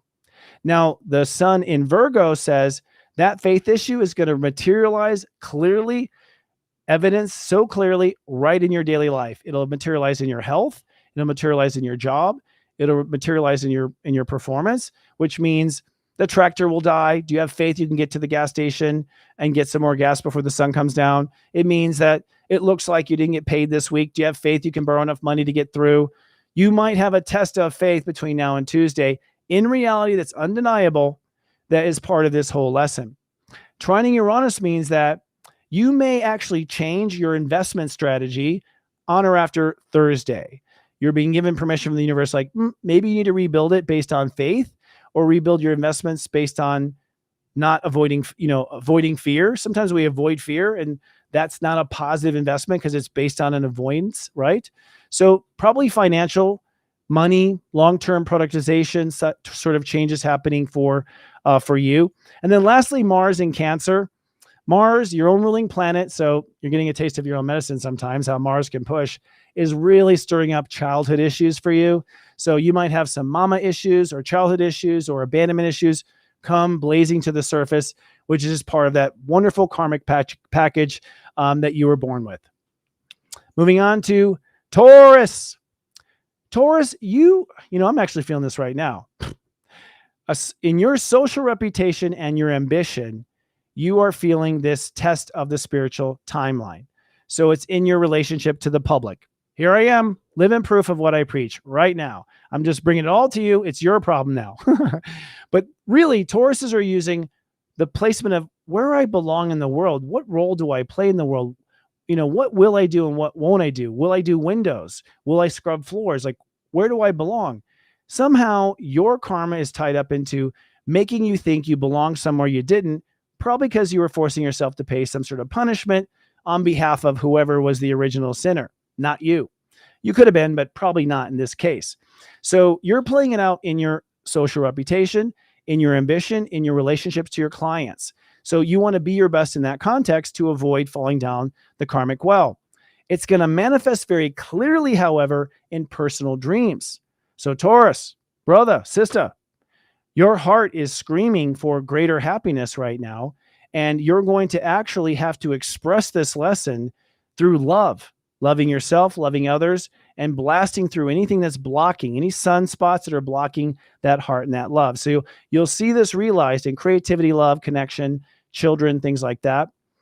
Uranus is in Taurus, so I argue that whatever happens after the eclipse, you're going to see Tauruses going through a wardrobe change, a character change, a modification. I know that I have a different step in my pep going on right now. That was deliberate. Yeah. But the point is that we're going to be becoming new characters, and the character we thought we had to play may not be the case. And then Mars in Cancer for Tauruses means that dark thought process, that part of you that puts you down or is in a bad mood or says negative things to you, all those bad mental habits you have based on feeling bad will come to the surface for you to either continue or discontinue. Moving on. Gemini. Oh, Gemini, I'm excited for you. Your change of fate comes down to what you are aiming for as your career and your legacy. What you are aiming for as career legacy before the eclipse may not be what happens after the eclipse, because what you thought you could be in the world or what your potential was actually based on your pain and your trauma. It wasn't based on your potential. So this is a wake-up call to Geminis that, yeah, Jupiter's in Gemini. We need you like yesterday. And by the way, you could be that. Who cares what your mom or dad said? So it's that sort of wake-up call, I think, for the Geminis, which will ironically manifest in home and family. So Virgo for you is you will then become a different family structure inside yourself. You will then realize that family needs to be different for you. And it probably is because, like all karma, it started in the family. The trine to Uranus has to do with your connection to God and the universe. You may have been trying to intellectualize your connection to God consciousness, or building a ladder, up to God. What was that tower? Or flying like Icarus too close to the sun. But this whole realization that you have a purpose and that you are here to lead in this lifetime may make you realize, oh, maybe God does like me. And then Mars in Cancer says you will be stirring around self-worth issues up until the eclipse, which means you might have a money issue or a crisis or a paycheck doesn't come in or whatever. It's all just a kind of mechanism of the universe to get you to realize, yeah, you harbor weird feelings or dark feelings about what you're worth. Let's get rid of them along with the eclipse energy. Let's just flush down the toilet. Moving on. Cancer. Cancer, you are having a major epiphany about why you were born. This is a big one.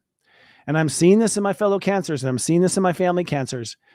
I think a lot of things, just to keep it simple or as an example, a lot of Cancers tell me they were born to take care of people. I don't think God offers that as a job. That's not a job. That's actually God's job. That's why. You know what I mean? Like, you're stepping on his territory or her territory. Cancers are not here to take care of people. You're really good at it. I like it when you do it. But I think there's more for you personally than just that. So there's a karmic swap out for Cancers about what purpose and meaning and the meaning of life really is. And I'll give you a hint. It has to do with you and your heart. Now, where this will play out, actually, Cancer, is in the mind. So be very mindful of what's going on in that mind right now, because the mind is debating much larger topics than, the person that didn't tip well or whatever is sort of being localized to. It's not really about that. It's really about that your mind has been wired to this belief that you're here to care for people, and your mind is a co-conspirator in that particular, what's the word I want to, delusion. We'll use that word. Now, The energy in Taurus means that after this eclipse, Cancers will probably reconsider what they want to do in the world. That you've been maybe building a tower or some sort of structure that was still accommodating all this stuff. Again, maybe you were building a hospital and now you realize it's got to be a condo tower. So there's a change in what you're going to build in the world, and give yourself the time to make that change. Mars in your sign means that your own ego right now is processing anger. And I want to give you a caution here. Mars hasn't hit step 10 yet in Cancer, which means no matter what you think is pissing you off, you're actually angry at yourself. And so find where you are angry with yourself, and you'll probably not be angry with that person. Or maybe they'll be on a smaller shift list. Leos. Once I personalize it for myself, it's like you see the wins. Leos, you are basically on the fork in the road where you will either change your life to become the greatest you've ever been, or you will continue with certain patterns and habits that keeps you where you are. So Leos were born shiny, they were born great, but they had certain karma in their belief structure of boundaries that made you say no to things that were good for you and say yes to things that were not good for you. And so your belief structure around where the boundary must be drawn is tainted with the past life history of when things went wrong. So you basically are a modern king or queen with a medieval army. Okay. So this letting go, this forgiveness of where you have trespassed or people have trespassed against you because it's boundary, the forgiveness and letting that go is how you move to the next story. And here's the part I don't like too much as a Leo rising. It will hit you in the pocketbook, money. So Virgo for you is the realization of making money or not making money. And it does look like God universe is saying one path pays well and one path doesn't. And if you have been not having been paid well, you know the path you're on right now, because abundance is tied to spiritual high vibration. The trine to Uranus and Taurus says that Leos may actually, after the eclipse, make a decision that their career and legacy needs to take a different direction, to a higher level or to a lower level. Maybe you're biting off more than you needed to. Maybe you're trying to prove something, but you'll probably do a little bit of a career makeover after the eclipse. And then Jupiter in Cancer, unfortunately, is really giving your fears about life a huge inflammation. So you are being triggered in your old fears, your old spooks. The boogeyman is marching in front of you and not caring. And that's all coming to the surface for you to realize you're still harboring emotional fear in these areas, and they need to be basically neutralized. Moving on. I need so much water tonight. Virgos, I'm excited. I'm excited for the Virgos so much I can't tell you. It's a new world for Virgos when it comes to relationships. No longer are you the unluckiest girl or boy in the world, because all of that was really just a delusion for you to see your history of relationships and how you relate. And of course, the most important part of that is how you treat yourself in the context of a relationship. That was the biggest lesson. So this eclipse is saying, that's over. It's not going to matter anymore. You've learned what you need to learn. If you become friends with your shadow and forgive what happened, then you will see that because of this eclipse, we're going to see Virgos do a total transformation. That's my prediction. A total makeover, energy, vibration, presentation, everything. It turns out those relationship issues were keeping the best of you from coming forward. So, put your money on the Virgos, folks. They're going to pay well, not pay for anything. I have to be careful. Virgo's like, what do you say? Now the trine to Uranus means that Virgos will also step back and say, maybe this isn't the meaning of life. Maybe life isn't about suffering. Maybe life isn't about a good vacuum cleaner. Maybe life isn't about these types of things. Maybe life is about something I hadn't really considered, or something I wish was true that I never gave any energy to. So there is this reconsideration, back to the philosopher's house, debate as to what is most real or what is most really important. And Mars in Cancer is going to stir all the issues you have emotionally about being rejected, not being accepted for who you are, playing roles you didn't want to play in society. So all the chip shoulder of the world didn't like me comes up to also be released at this time. Moving on. Libras. Libras, I wish I could have talked more about some of the stuff going on in Libra tonight, but I was on a rant and I wasn't going to stop myself. But there's more you need to know than I can say tonight. But for this eclipse, you need to know that the life you have been living is all been based on your karma, your pain, your past lives, and that the way you live, the day in, the day out, the sacrifices, the giving it away, all the stuff that you have to sort of do to be that master diplomat just to get life to be fair. Turns out life actually is fair. It was your trauma making it unfair. The good news is you can change that right now. And what's going to happen is with the sun in Virgo, you're going to have this new faith in the universe be born. And so I'd say put your money on Libras too, probably in January, not yet, but they're about to pull some rabbits out of their hats because they're overcoming some ancient issues that they've had, namely codependence, right? You are graduating codependence and you're now basically becoming codependent with God, I guess is a good way to look at it. The trine to Uranus, though, means that you were planning to change things and do like a whole makeover, but God's saying, wait. You need to consider throwing all that away and killing that off or shutting those people down. Maybe it was all due to your stuff and maybe you should give it a timeout. So timeout on, drawing major boundaries.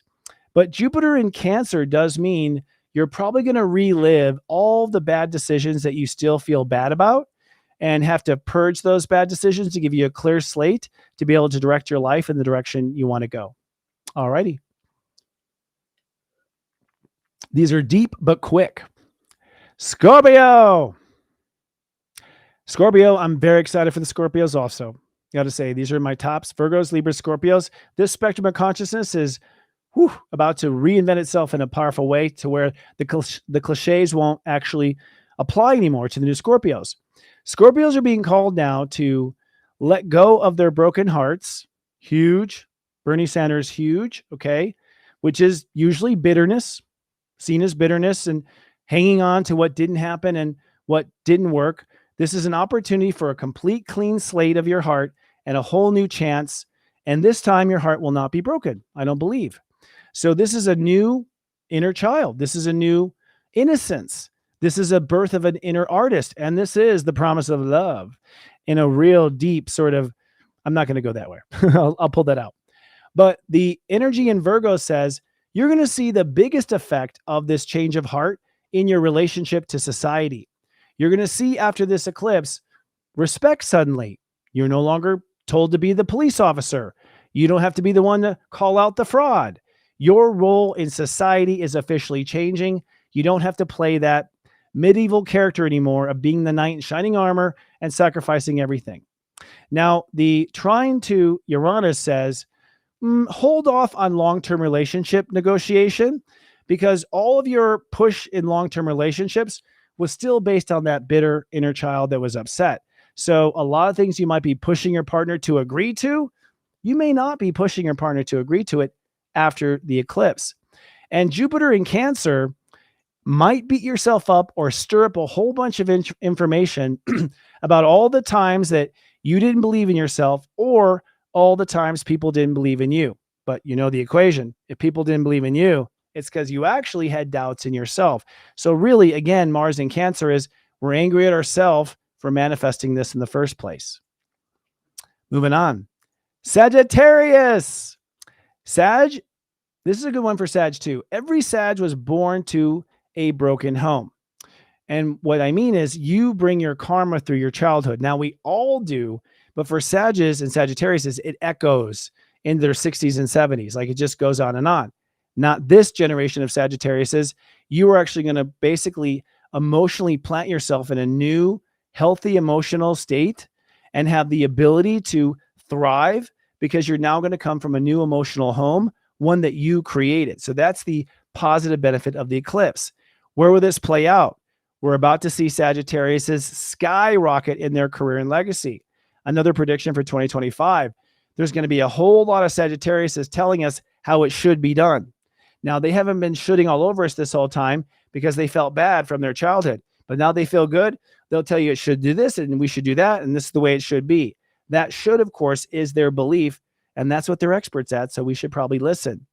Now, the trine to Uranus and Taurus says, hold off on lifestyle changes right now because the life you were building was away from your child pain. And so maybe some of the parts of this life need to be reorchestrated now that you've gotten rid of that bad seed inside of you. And Mars in Cancer says you will be having all the issues of you being able to trust yourself or not trust yourself come up. All the times you trespassed against yourself, all the times you let yourself down, that has to be all flushed as well. We can't keep that emotion happening in the new happy reality. We are booking along here and out of water. Capricorns. Capricorns, your reprogramming is literal reprogramming. Your mind, your thoughts, your logic, and you're very logical, but you actually use intuition more than you admit. But you adapt in your mind, basically your spiritual point of view. So Capricorns really have a spiritual mind, but it's been wounded. And so the mind has, built around it and made excuses and blocked it off and all sorts of things like that. So your eclipse reset is a new mindset that has faith innately in it, that the mind will assume with every thought, faith. Huge, right? Big deal. But the earth in Virgo, the sun in Virgo rather, where the earth manifests, means that what's going to come up from this is a new belief, a new sort of proud look into the sunset. I can just see like the look, this new belief that is no longer a wavering belief in life, because the wavering was coming from your mind going in circles like those two Pisces fish swimming.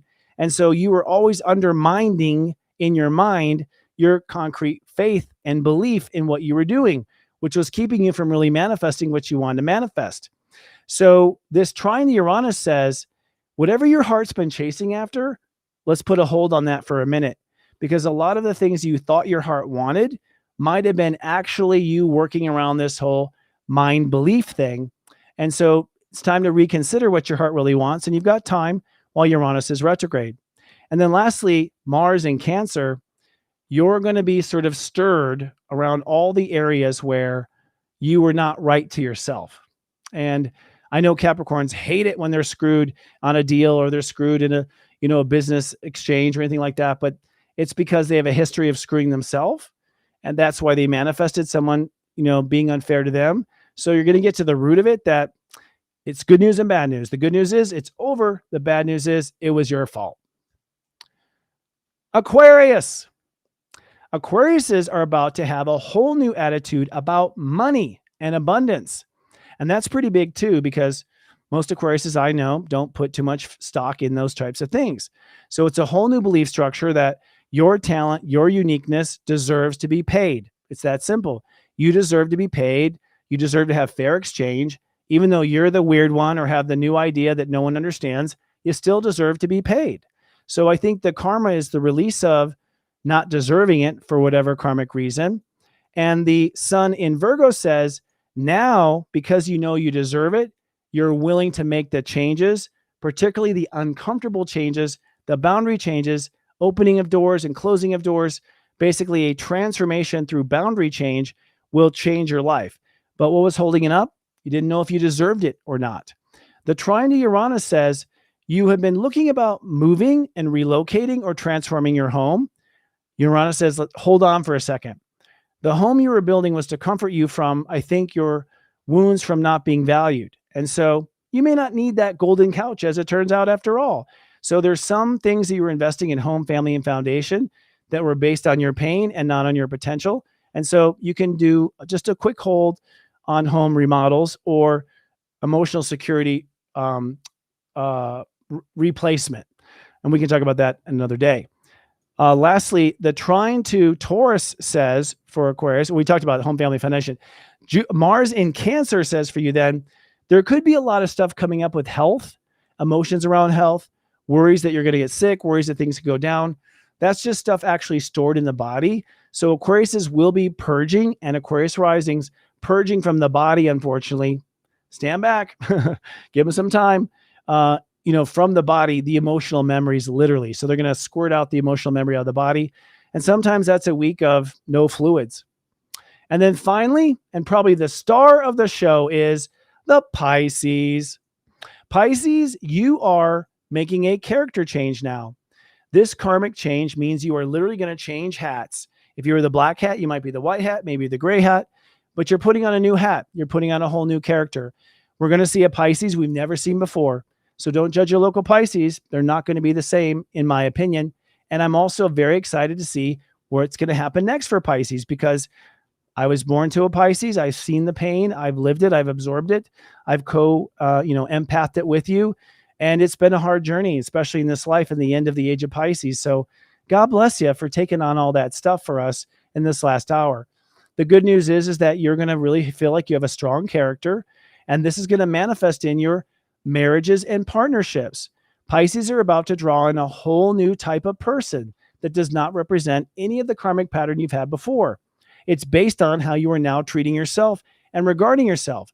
But it does mean that Pisces will not be, I think, the loner reputation that we've known our whole lifetimes.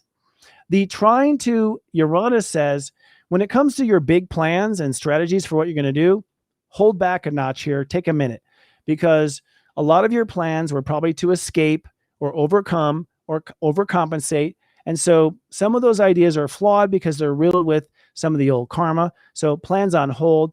And then lastly, Mars in Cancer. What will come up for you, Pisces, are all the times you failed to love yourself. And so you may have some inner child anger issues come up between now and the eclipse. And that's good, because let that inner child cry and get it out, because there's only serious joy on the other side of this rainbow. All right, friends, I think that's my longest show yet. And we're going to keep going. Keep streaming. We're going to take a little intermission. And when I come back, it is Bernadette Carter-King and reading you here live on our service. Keep streaming. We'll be back soon. This Zodiac weather is from Saturday, September 14th to Friday, September 20th, 2024. Looking ahead at the weekend forecast, it may be a surprising weekend and a twist of fate. On Saturday, we predict sunny and feeling twinkly. Step 22 means that Uranus rules the day, so it's going to be a weird day. Expect the unexpected. The moon in Aquarius sort of doubles that potential. You're becoming mystical is the truth, and you are enchanting the future, whether you know it or not. The choices you make are somewhat fated. Just make sure you choose with your heart. And Venus will trine Jupiter, which means you're opening up and accepting a new future that you may not have anticipated. On Sunday, it's sunny and feeling rather vibrant. Step 23 means Mercury rules the day. This will be a day of communication. You'll be in your head. It's a good day to tell someone that things are changing. I become brilliant is how you're feeling on the inside, because you are making shift happen. The moon in Aquarius can feel your destiny. And with Mars squaring the nodes at Step 6 Aries, you're willing to face uncomfortable feelings to make things change. Then taking a peek at the 5-day week we have ahead. This week will break the fabric of space-time. As a Grand Master, Lunar Eclipse in Pisces at Step 25 officially closed the book on the karma you were born to and opens a new book of the story you were born to live. This is the official timeline change between the old era and the new era. And how that new story begins depends on how much work you did with your relationship to yourself. Let's take a look. On Monday, it's sunny and you are feeling some healing. Step 24 means that Venus rules today. This will be a relaxed, creative, resting and receiving day. You are becoming refined and opening to an authentic future that feels good. Venus opposing Chiron means you're not afraid of chaos anymore. The old story of doomsday has faded away. You now feel you confidently belong one place or another. You're either ready to move on or you're ready to heal. On Tuesday, space and time collide. It's sunny and miraculous. Step 25 Virgo is hosting a full moon lunar eclipse at Step 25 Pisces. That's the highest net 7 in the sign of 7. The pure connection to your higher self determines if you're ready to move on. If you have faced the shadow of the lunar eclipse inside yourself, you'll feel at peace and I become blessed, accepting your evolution. Those feeling a disturbance in their intuition will be able to switch timelines 1 year from today. On Wednesday, you wake up feeling sunny and strong. Step 26 nets to an 8, which means Saturn rules the day. I become authorized. And now it's time to surrender to the way to a new timeline, or the way to healing. Mercury opposes Saturn at Step 15, which means your mind now accepts that way. And once the moon moves into Aries, you may feel reborn. On Thursday, it's sunny and driven. Step 27 nets to a 9, which indicates Mars rules the day. That's doubled by the moon in Aries. You become consumed with your new path, courageously facing the unknown. And since the sun trines Uranus retrograde at 27 degrees Taurus, it's time to re-examine the blueprints of what you're making now that the timeline has changed. And then on Friday, it's sunny and rendering. Step 28 means you are waiting for the new timeline to appear, although you become transported because the new timeline is here, but you are now separating from delusion. With the sun opposing Neptune, it's the end of delusion for some and the beginning for others. And once the moon moves into Taurus, the new reality begins to materialize and the new timeline appears.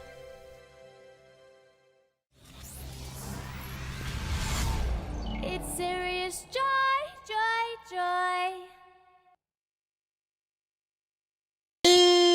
Wild Pack, it's Mama Bear, aka Bernadette, the Arc Animal Tarot and Oracle certification class that you guys have asked me for 4 years. 4 years you've been asking. It's finally coming. It will be out this week. If we haven't met yet, I'm Mama Bear, and I always read with my own deck, the Arc Animal Tarot and Oracle deck, 223-page book. There are 149 cards. It's a big old deck, but there were a lot of animals that wanted to be in it. And animals don't play. When they want something, they want it. And that's that. So just give up the ghost and just do what you're supposed to do, please, which is follow your heart, follow your calling, follow your, oh, wait, what are they called? Natural instincts? Ha ha! Podcast that mingles with the talented light workers and animal communicators of our time. We're always interested in the variety of different reading modalities, and Bernadette Carter-King, more fondly referred to as Mama Bear, is a multi-award winning best-selling author. Her beloved book, Arc Animal Tarot and Oracle deck, which I'll show here in a minute, continues to fly off the shelves, as does her groundbreaking book, Wisdom of the Wild Ones, the Encyclopedia of Animal Spirit Guides. For over 3 decades, Mama Bear has been a voice for animals and a voice for animals for humans as well. She supports them through donations provided by her work as an evidential psychic medium, animal communicator, author, mentor, and teacher, tarot reader, and philanthropist. And tonight we're going to learn about her new ARC series to become certified. Please welcome our guest, one of our friends here of the show, Step 5 Scorpio, Mama Bear, Bernadette Carter-King. Hello. Somewhere she's there, somewhere. Okay. Aru! Nice. I'll do it again. Aru. Did you just do that commercial live backstage? That was great timing. It was perfect. Right? Oh, you guys, thank you so much for having me on the show. I just, yeah, it's such an honor. I love doing this. I love doing the show with you guys. You're the best. So thank you. You're welcome. Well, we weren't going to put you on, but then suddenly 3 bears that were armed with a gun showed up at our house at around 11 p.m. and threatened us that if we didn't give over the honey and put you on the air, we were bear meat. Hey, let me ask you this. Hey, what is this? Because I pulled this card for today, and I thought, a spot read.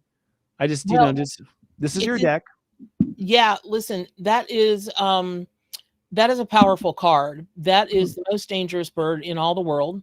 Oh, no kidding. Oh, yeah. They get to be about 80 inches tall, and they're just super dinosaur leftover kind of critters. Huh. But they will kill you dead with those feet of theirs and the big claw that hangs out of the back. Huh. So when I get that for a client, or I'm doing, group readings and that comes out, I'm like, look, there's something in your life that you've got to be brave enough to stomp out, because that's what they do. They knock down whoever they don't like, which is pretty much anybody. They're not the nicest birds in the world. And they knock them down and then they stomp them dead as a doornail. So, and they get them with that. Yeah, they get them with that claw in the back. So I'm not suggesting you kill somebody, but, energetically, if somebody's giving you grief, then you can't, this is not going to be a person or a situation that you're going to be able to handle with sweet words or good negotiating skills or high level communication, you just gonna have to knock them out of the park, and that's just going to have to be that. And but however, having said that, let me say this: there are seeds that the cassowary can and does eat and digest that no other animals in the rainforest, and they're in Papua New Guinea and the west part maybe or north part of Australia. And so they're responsible for disseminating these seeds all over the place. So they're really important, as all animals are, to that ecosystem. They're really important to that. And then the other one thing that I'll tell you, but you do it already. So I was kind of confused that message would come to you. They're really well-known dads. They will stand 24 hours a day vigilant over the nest of eggs and until they hatch. And you already stand vigilant over all of your peeps. Do you know what I mean? Yeah, and I'm sitting here retro analyzing, pulling the card in where I was. I pulled this for our audience. Oh, this is for our audience. This is for our audience. This is a message to our audience. I can see, I mean, I think I got into some sort of a brawl with the cassowary just before we went live, which is why I came a little disheveled and hyped up, by the way. So I see my part in it, but I also was pulling it. My heart wanted to go, okay, what are we getting, gang for tonight? And I love being able to use your deck for that, by the way. So well, cool. Thank you. I appreciate that. If I may, that will go in alignment with, I felt compelled to bring my rattle tonight to break up some energy that I was feeling from, kind of everybody out there in the, in the space that's watching this. But I almost never, ever, even with my own readings and meaning, my own tribe, I almost never, ever bring this, but this is a shamanic drum. Wow, it's beautiful. And thank you. And when it's about heavy duty stuff, I just take a second and I drum to start busting up all the little, I don't want to say darkness, but heaviness. And density. yeah, and there are a fair amount of people out there tonight that are just like, man, they're on the worry train, and rightly so. They've got some stuff going on, but they've got to get off the worry train because that's just not helping anything. But they can't; they're caught up in this loop, and so the drum will hopefully help bust them out of that loop where they can see clearly now the loop is gone, right? So, yeah, so that's Good a story. medicine. Yeah, it's very good medicine. Yeah, I think things are, I mean, I'll use a gross example, but it's kind of like mucus. Like it's been a very mucusy, if that's a word, for the last 2 weeks, just all this just stuff dripping out of our soul. And sometimes it's very, coagulated and gross. We really are, I think, expelling this old story of ourselves. I'm wondering, in your perspective with animals, I guess like when there's an earthquake, they're all running to hide. Is there some sort of collective animal message happening right now? Because the planets are screaming things are about to change. Oh, sure. I've been picking up, I've been doing this for 150 years. And look past the day past 149, darling. You're fabulous. Thank you, darling. Only just this year have I been really feeling the larger collective of animals. That just wasn't really the nature of the work that I was doing. But from the bottoms of the ocean to all of the birds that flock together, especially mammals. I'm really super connected to mammals, but I've been being asked to champion reptiles and amphibians. And I don't know why that is. It's not like I don't like them. I love all animals, but it's not like I've got a boa as a pet or a garden snake or a box turtle or, stuff that most people have that kind of do this work. I don't have it and I'm not going to get it, but I've been really asked, and there were several messages that came through before the show started. And I want to find those people because when messages jump to the front of the line like that, they're super important. And so, ironically, one of them has to do with reptiles and amphibians. Okay. Yeah. So, and we've said, and we're getting a little bit of noise with your mic. It might be getting jingled or bumped by you, just so you know. Okay. Let me Fix try that. this. Yeah, just a little bit of something going on. The reptiles is interesting because we can go down this rabbit hole or lizard hole, but the reptiles have some sort of a place in constructing Earth, and Mm. in some ways, it's alleged. It comes from star beings who, I don't know, planted their little kids here as little lizards.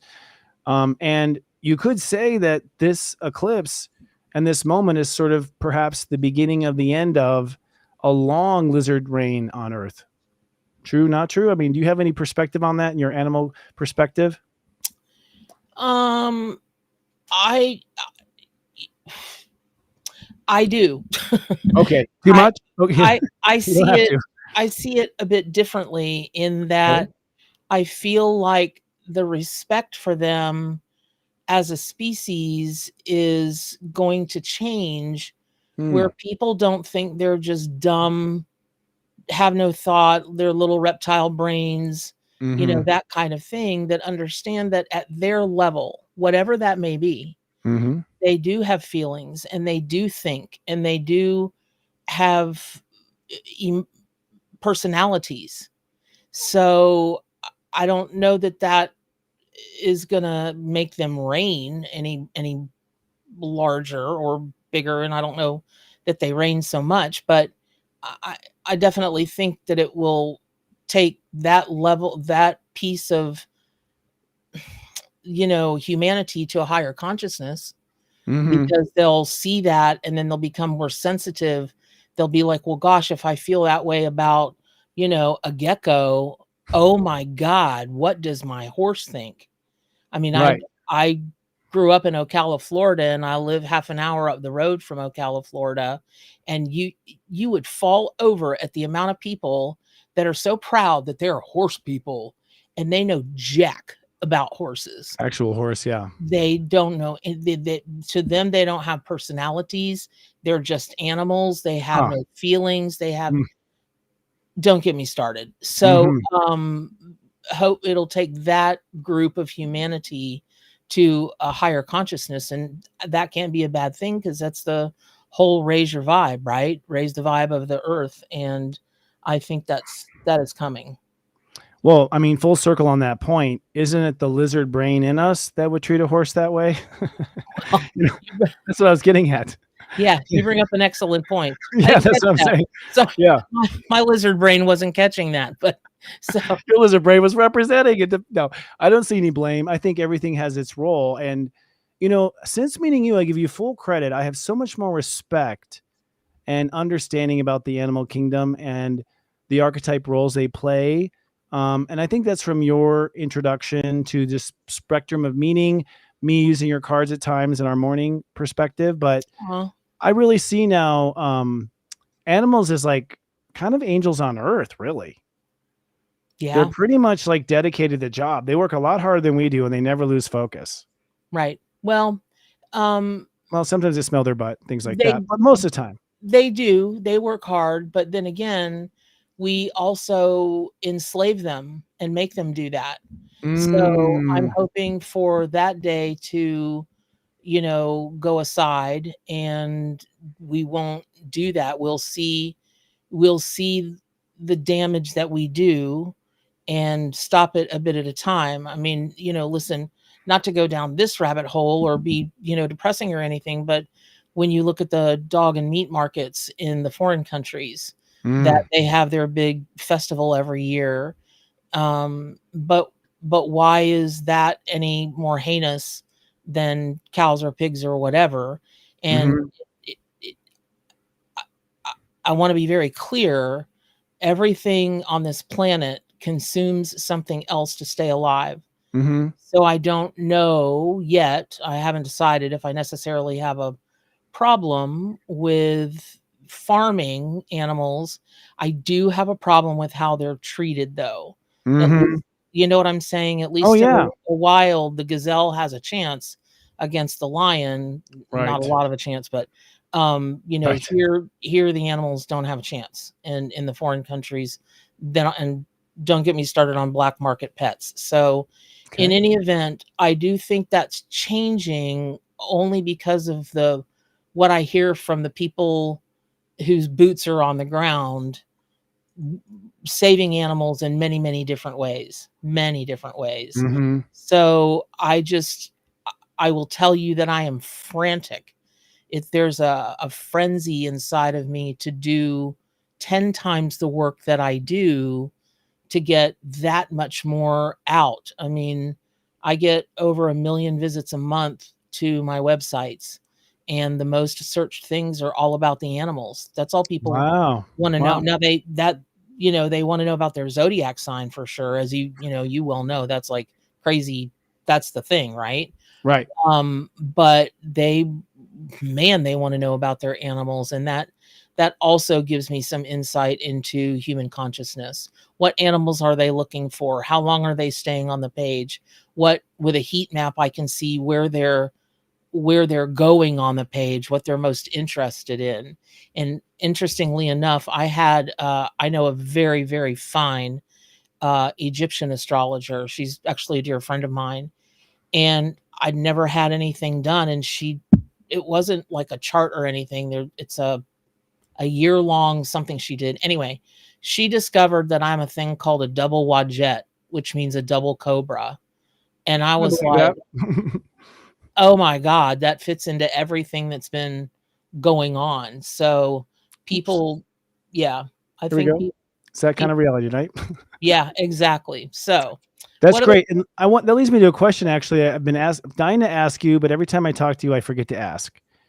What is your opinion about this current extinctionist thing that's happening? I mean, currently with animals, bees and insects, and birds, we're moving down an extinction path, really.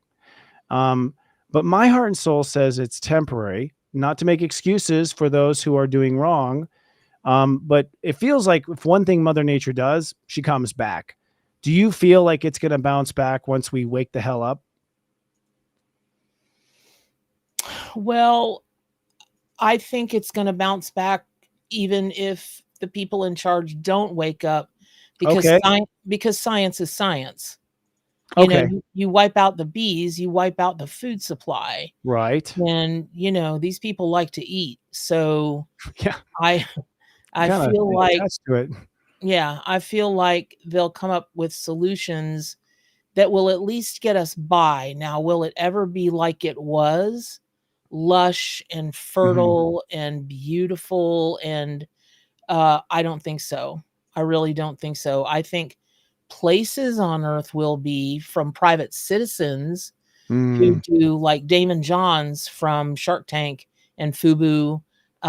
He's got 100 acres that's filled with nothing but bees. He's got a fascination with Hmm. bees and animals and that kind of thing. And there are other people that have that. And so I think maybe in our lifetime we won't see what it is you're really describing, but maybe in future generations they'll see that, because they'll be more, like when I take a look at my nephew's generation, they're a lot more sensitive. They're a lot more, hey, that's wrong, don't do that. They'll speak up. So yes, but no, but yes. Mm. What do I you see. think? I actually feel, I mean, I don't know where this is coming from, but I kind of feel like we're going to more of a nature-based super future. I mean, way in the future, where we have, basically small little hubs of people, and then we have wilderness between each other. I don't know if that I've been spoon-fed that from Hollywood, or it feels like Mother Earth is meant to have all these creatures roaming around, and the animals play an important role. And what would you say they are? The custodians, the guardians, the symbolic, images of parts of our personality, because they clearly are holding space on a level that we're not paying attention to. I think they're all that and more. And Mm. I think about that question every single day. Huh. No joke. And every single day somebody asks me why the world has animals. Hmm. Why? And my answer to that is humans are classified as animals. Why are we here? Well, if anybody can answer that question and prove it, oh my God, that would solve so much, right? It would change everything. But here we are, and here are the things that we've put into place and things we keep driving forward, even knowing they're wrong. And that'll be stopping. Like I said, I feel like the generation from my nephew behind him, they're more willing to speak up or walk away when things are wrong. They just don't want any part of it. And they have no problem saying, I don't want any part of this, and you shouldn't be doing it either. So I love that idea of that super future. And like anything else, if everybody holds that sacred vision in their heart and in their mind, and it's a true visualization, then it just, thoughts are things. How quickly could we get there? That now there's a question, do you know? And even if you focus on one thing, like if one thing is your thing, then just focus on that. I have a true story if you have 2 seconds. We do. So it's over. Just kidding. where I live, it's a long story about this gal that was well known for abusing her dogs. And she had turned in and investigated over 20 years, over 75 times. Wow. And there were all kinds of citations and this and that. And she just never seemed to have to pay them. She never went to jail. She never went. Okay. Now she's older at this point, right? When all of this hoo-ha happened. And there was a gal here where I live, and she decided she was going to sue the city for not arresting this person and taking her to task and so on and so forth, which she did. So the gal ended up in jail one night. She's like, I don't know, 69, 70 years old. She ends up in jail one night. And then now everybody knows that her family is part of a highly wealthy family full of attorneys in Miami. And she's a nut job that lives where, So being part of that whole thing was eye-opening. It raised my blood pressure like through the roof. And one day I got a text message. Did you hear what happened to so on and so forth? And this was like 2 months after all of this ended. And supposedly she wasn't allowed to have animals anymore. And don't you know, she ends up with a puppy. And nobody did anything about it. So I'm like, no, what happened? A lady was she made an illegal left turn because she was texting. This lady was crossing the road. The animal cruelty lady got creamed by this lady's ginormous Tahoe, drug two blocks, and died dead as a doornail. Ooh. Now, if that's not karma, I don't know what karma is. It was an animal hit job from the animal mob. Right. It really That's was. What it was. Yeah. Yeah. 2 bears driving a car. Certainly I don't celebrate that, but I just have to believe that somewhere in the animal kingdom, somebody said enough's enough. And because the things that the animals can orchestrate from behind the scenes are unbelievable. I lost my beloved, my middle sister and I lost our beloved 16-year-old Chihuahua, Princess Hops, about a week and a half ago. And I had to go to the doctor, and my sister took me, and we're sitting there and we're like, over the pupper. And in comes this bright, shiny, adorable girl. And she's taking my blood pressure and she's talking.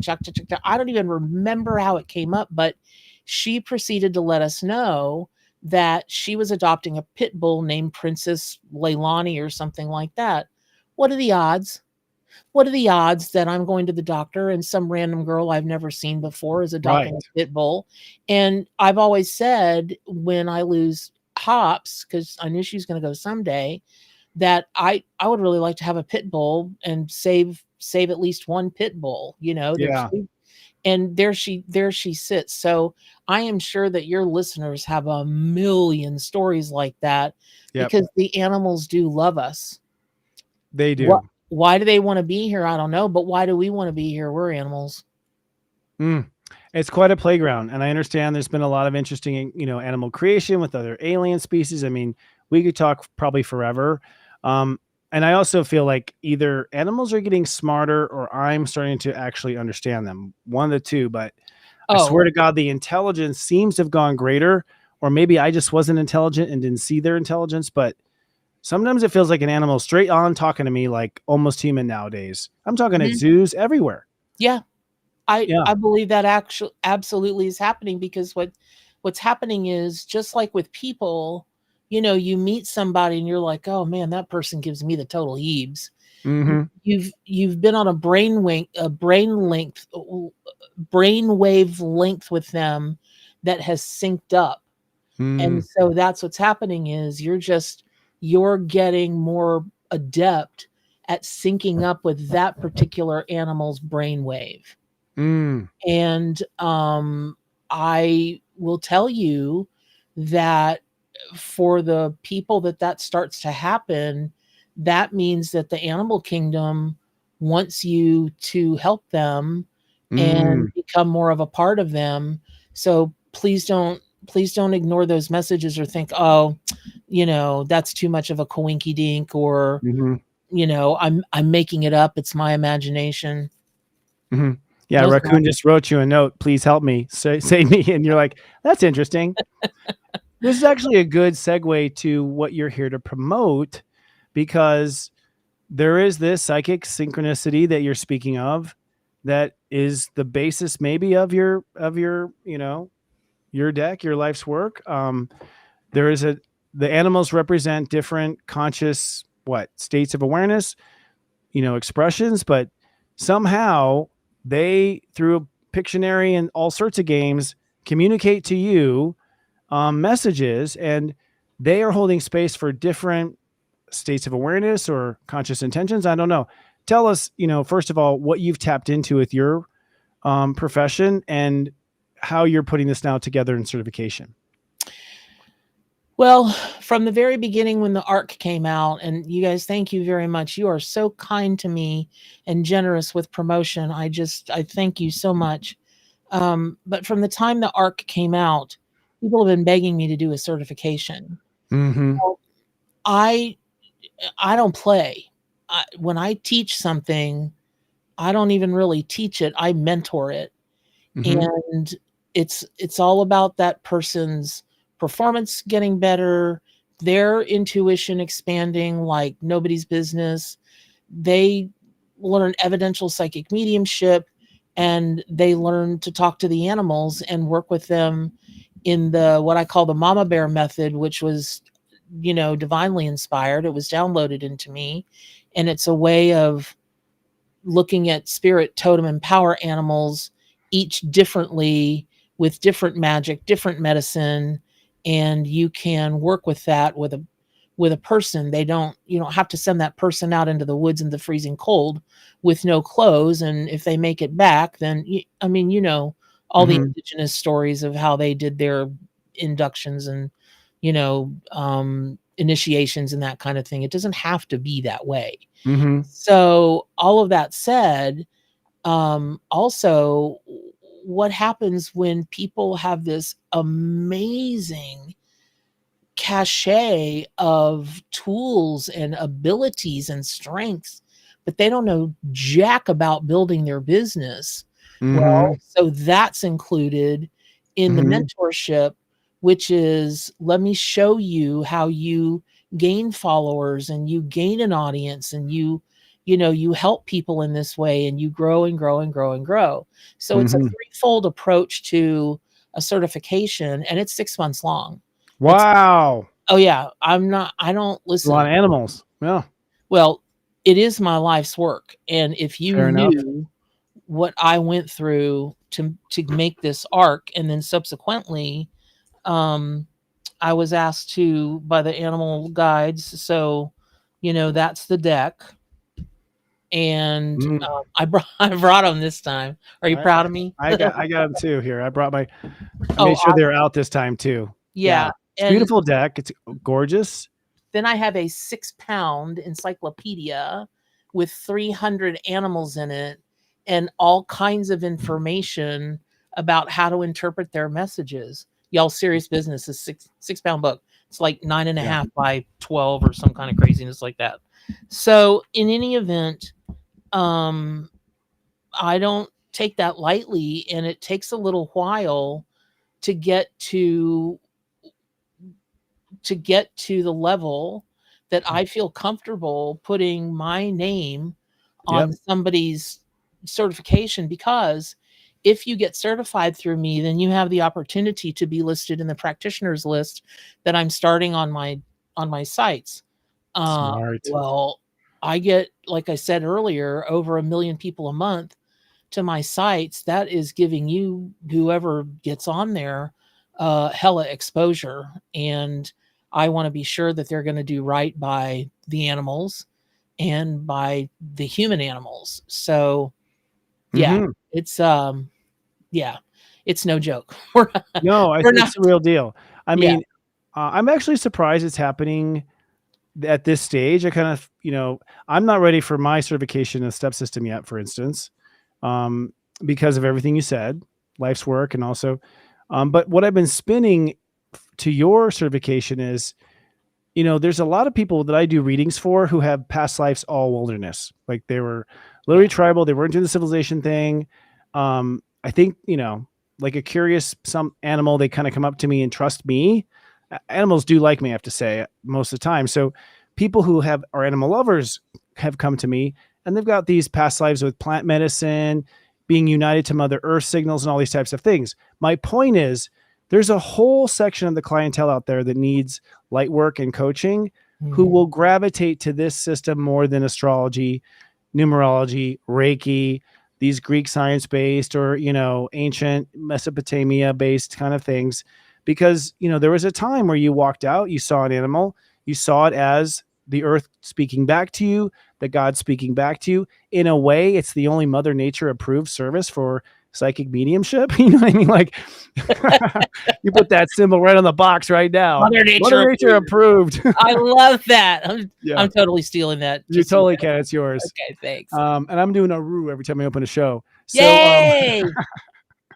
it's a celebratory. So I'm just saying, a lot of people want to do what we do. I get that more than anything. How do I do it? Whatever.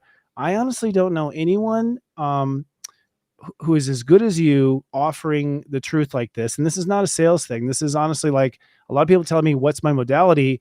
I think you should consider this, y'all, because if nothing else, it's a phenomenal foundation that you would build up from. I mean, we started with the animal kingdom and then we found astrology, right? So how does it work? You're going to help them really tap into their own psychic awareness, how to interpret, how to handle, angry bear clients, maybe. I don't know.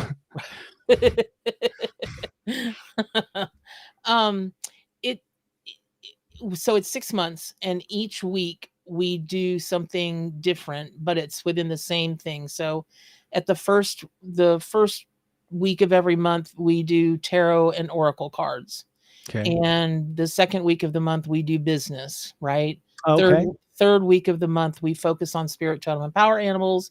And the fourth week of the month is a practice session where we will work with the modalities that, were taught earlier, which is tarot, oracle, and the spirit animals.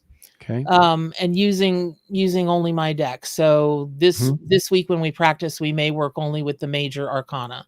Next month, it's the month of cups. So we're working within the emotions, and we'll work with the emotions.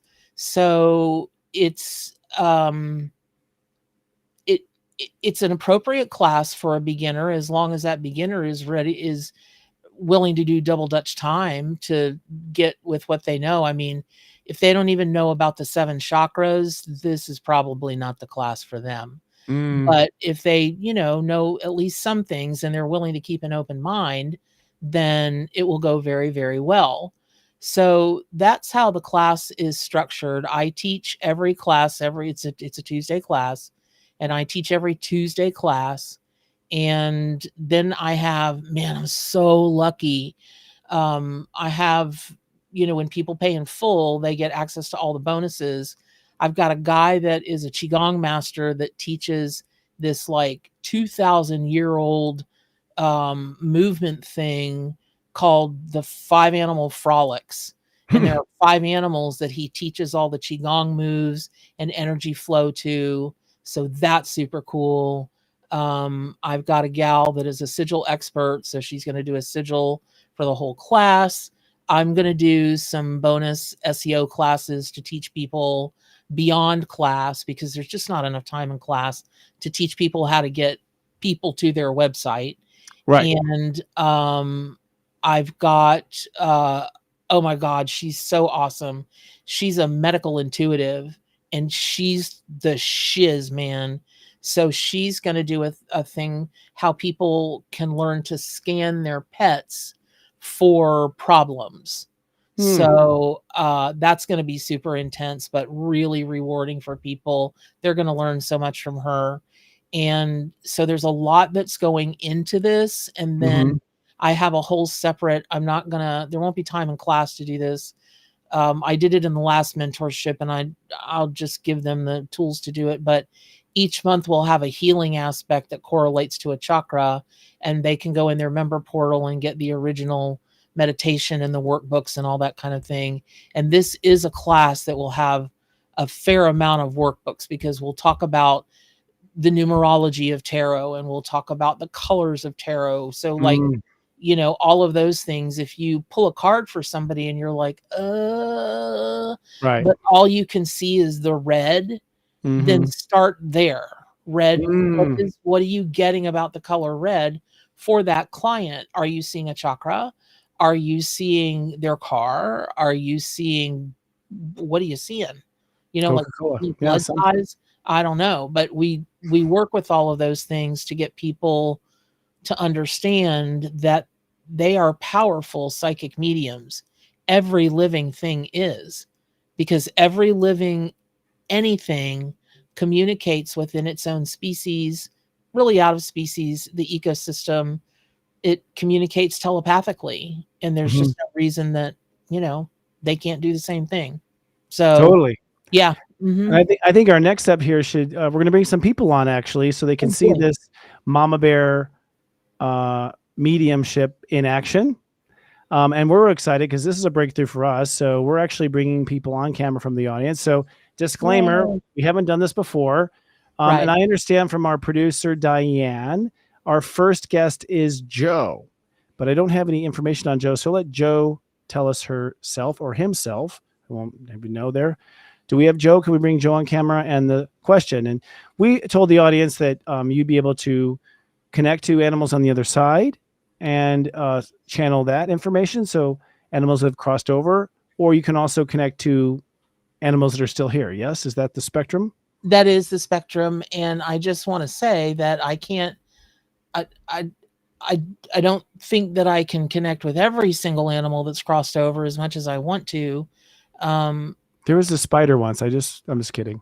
Yeah, no. Okay. Yeah. Disclaimer, well, if they don't talk back, I mean, this ain't our first medium guest. Like, I think sometimes, you knock and they're not home, like they're all playing with Jesus. I don't know what's happening up there.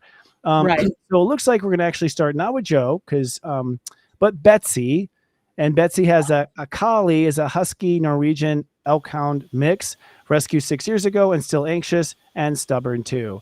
I'll let you ladies do what you will do, and I'll just be quiet here in the background. Okay. Hi, Betsy. How are you, honey? Hi. I'm well. Okay. Thanks for coming on.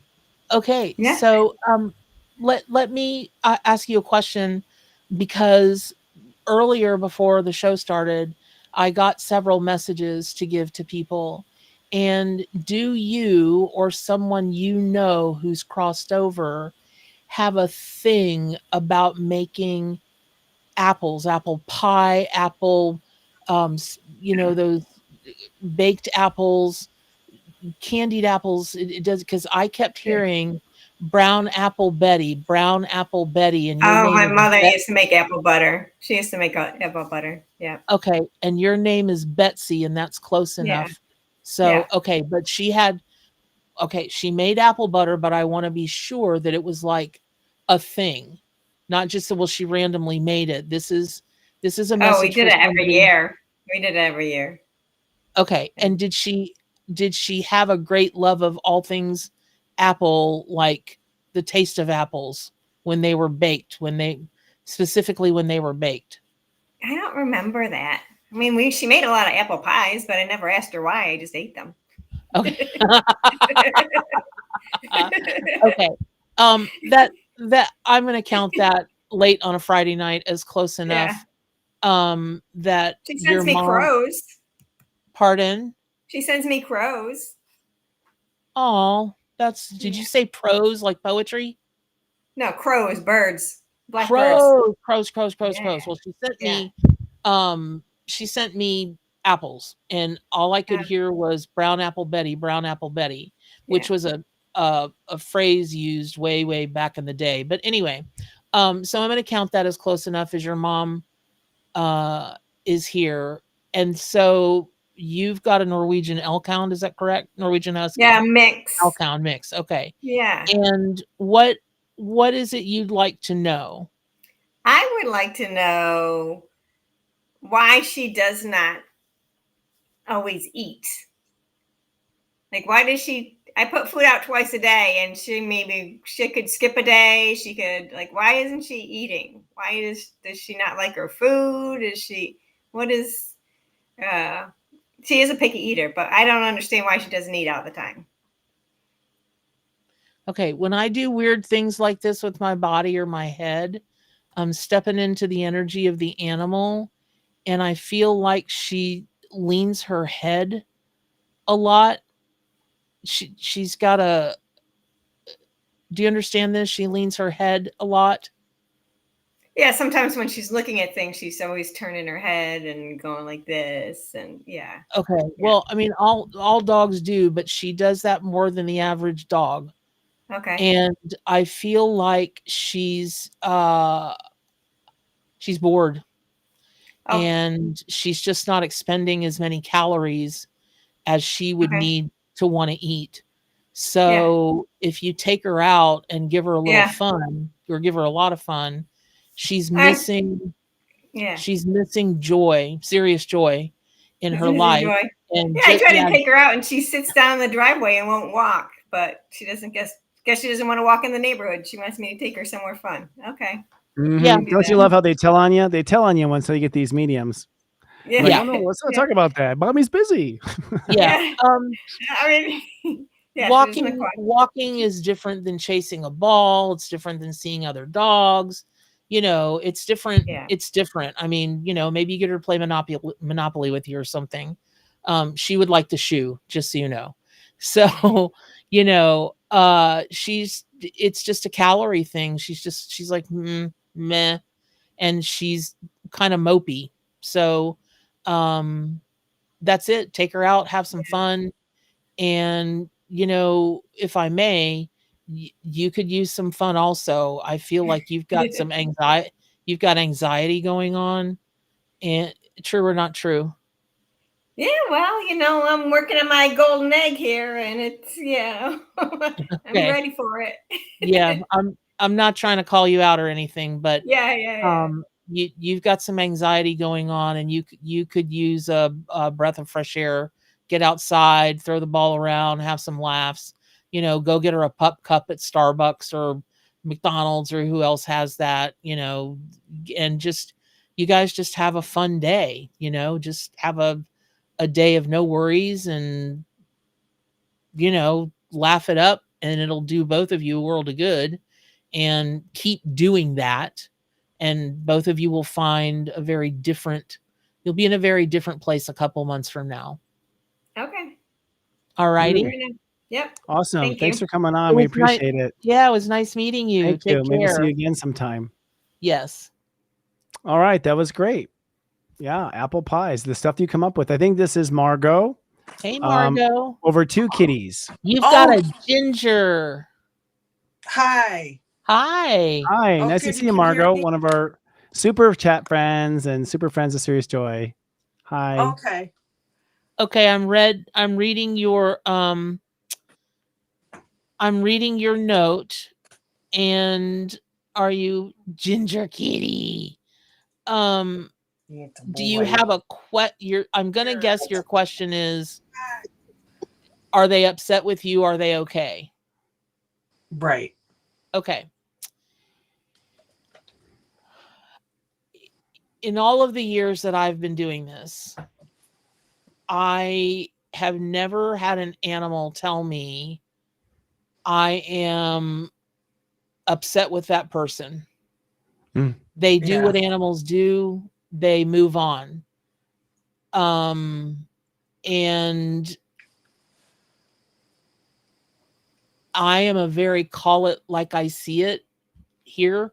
I don't mean like what I see, like there's no judgment, right? What I see here and in here. And I feel like, well, I'm being told, let me just say this. I'm being told that your reasoning for feeling guilty is valid. However, the amount of time that you've toted that around, that is not valid. Yeah. And I will tell you that the animal kingdom is encouraging you to do some cord cutting and some self-forgiveness. You know, you could try that Hapana Popo Yodely Dodo. I'm not making fun of it. I just can never say it correctly. Thing that people do. You know, there's a million ways to do self-forgiveness, but you've got a real issue with that. And it's not just the cats. It's your way. You've got a whole guilt thing that's the guilt is strong in you. So It's the Scorpio way. yeah, exactly. It's the Scorpio way. I was talking about it. Like, I think all Scorpios, just to like broaden out from this reading, it's time to stop, being hard on ourselves as Scorpios. Yeah, for Yeah. real. And you know, the thing is that you are the only one in the whole world who doesn't see what a beautiful soul you are. Now, that might sound like a hack because I own buildingbeautifulsouls.com, but it's not. You truly are a strong empath. You are just kind. Just because you're kind, your laughter gets other people going. You cannot be in a room and laugh without everybody laughing. They don't even know what they're laughing at, but you're laughing, and it's like wildfire. It catches on. And are you thinking about adopting another kitty? Because I see another kitty. I have 3 cats right now. Before I had 4, and she died in May. They all, in their own time, were strays. They came to me. Mm-hmm. So where I live is by the woods, and they came to me. They each have their own really fascinating stories. Tell the about truth. You're willing another kitty to come to you in your heart and in your head. Tell the truth. You're willing the kitty. Come here out of the woods, kitty. Come to me, kitty. Tell the truth. I haven't been thinking about it because since Sasha died in May, this other kitty, Hula, she's the biggest cat, but she's the most scared, and she has kind of sort of like come out of her shell. I think she's a Scorpio, and she's gotten like more confident and stuff. So I'm kind of like allowing her, letting her to like enjoy that space. Like, yeah, I'm gonna walk over there. Nope. You are the king of that pride. Okay, yeah. You are the king of the pride. You are the bringer of food. That makes you the king of the pride. So don't let that get out of hand, or you'll have some other behavior that will not be fun. So because that cat will start to try to establish dominance in a physical way, not necessarily, but it could happen. And you don't want that, because then there's a brouhaha and you've got to try to take back your power. And that is like trying to herd cats. So I would really encourage you that, as much as you love them, that you're the one.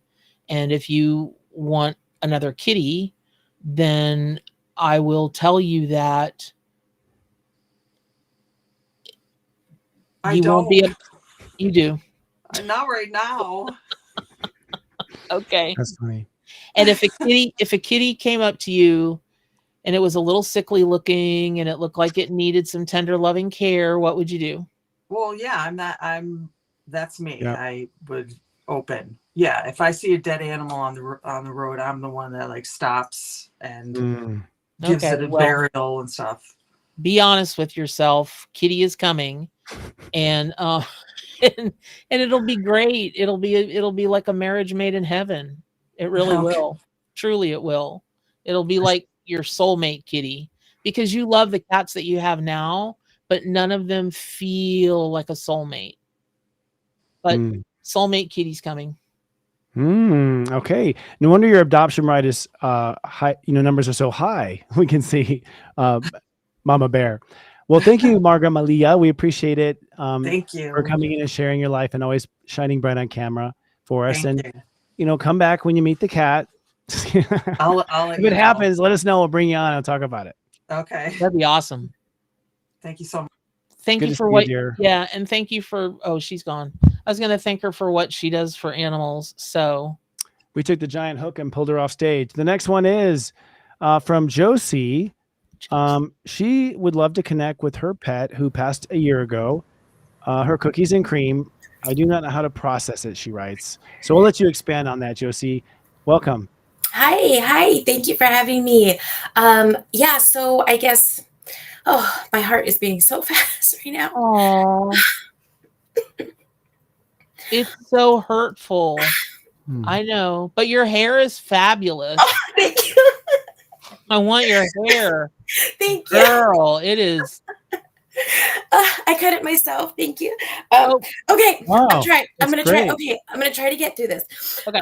So I guess I always she was sick really her entire life. We found out at about probably a year and a half that she had a shunt in her liver, and so we weren't really sure at that time like how long she was going to live. She ultimately lived 10 full years, but she was sick. There were times where we took her to the emergency room. We didn't know if she was going to survive, and I guess ultimately in her final days, I always just, wondered if it was really her time, because there were other times prior to that where she made it through. And I guess I don't know if I mourn enough for her. I guess I don't. Just lots of questions. Oh my gosh. Well, the card that came for you is the Two of Cups. And in the arc, that's the Two of Cups. There you see warthogs. They're, drinking beautiful water, in their environment. And the Two of Cups is about the perfect relationship, the perfect pairing. So have no doubt that you and whoever the other person of the we is, you all were the perfect pairing. And you did so right by this cat. So right. But I have to tell you, she was tired. Excuse me. Okay. She was tired. Yeah. And it was her time. Okay. Because she was tired. However, I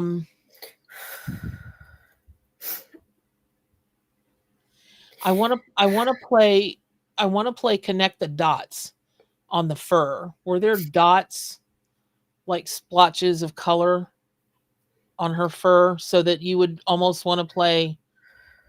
What was that game where you used to put a thing on the ground and you'd kill yourself trying to never mind. It was a game from the 50s. But Okay. I want to connect the dots. And so when I when I hear that phrase, connect the dots, Mhm. I know that you're being told. What kind of dog was this? She was a Boston Terrier. So cute. Yes. That you're being told, and lots of dogs have spots, but honestly, these were like spots, not like splashes of color. It's kind of, her markings were unusual. Yes. Yes. So yeah. Yes. And So she had one full side that was white. So one side was white. Her facial features, like one side was white. Yeah. And you don't really see that. It's usually with Boston Terriers. You might have the two black sides and then maybe a white midline. But she had a full white eye. okay. Well, the thing about it is the message for you is two things. Are you already a reader, or are you have a secret aspiring to be a reader, or an out loud aspiring to be a reader? Don't shake your head that way. I mean, I'm a step 28 Scorpio rising, so I know I've heard, I could potentially have, but I don't know. I'm finding my path a little later in life. So I don't even know where to start, but okay, let's ask a question. Okay. If you woke up tomorrow and you actually had confidence, would you want to be a reader? For sure. I feel like I have lived a path of helping people, and I would totally want to do that for the rest of my life. Yeah. That's a yes. Yes. By the way, that's I phrase it to get past this kind of thing. I always say, do you wish you were? I think it helps, and you do wish, right? Okay. Yeah. Okay. I think a step 28 Scorpio can manifest anything. Well, let me just tell you this. Okay. I would encourage you to wish upon a star, because you're that star. You are, you're just a big old lump of powerful reader person. Okay. And if you want to be a reader, then you just got to take one little step at a time, and start with tarot, or start with psychicness, or start with a pendulum. Okay. I don't believe in pendulum messages, but that's just me. Astrology, there are all kinds of things, but you're not even, listen, every living thing is empathic, but you are supersonic, like supersonic, super psychic, super psychic. And you just, if you don't have anybody to encourage you to believe that, write me once a week and I'll send you back some, move my wow. Yeah. Wow. I'll be like, move your ass, let's go. Or something like that. Okay. And you'll get started. And animal communication could definitely be a thing for you, because you don't have any filter, or like there's nothing that you can do for yourself when you see an animal being abused or in pain, or you have a complete meltdown. Yeah. And you like humans well enough, but there's something about you that can control yourself, almost very nurse-like, where very rarely are you going to have a meltdown over a human. But pain is not like it. You don't like to see anything in pain. And so I would tell you that that's the connect the dots message. Okay. I'm getting from Pup. Okay. And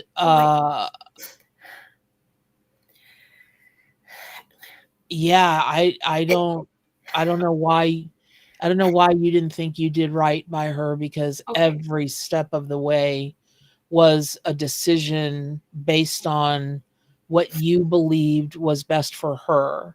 And I'm hearing you never missed the mark. Oh, good. Okay. You never missed the mark. Okay. So, yeah. Should I be waiting for her to come back? Should I? totally Come back and do what?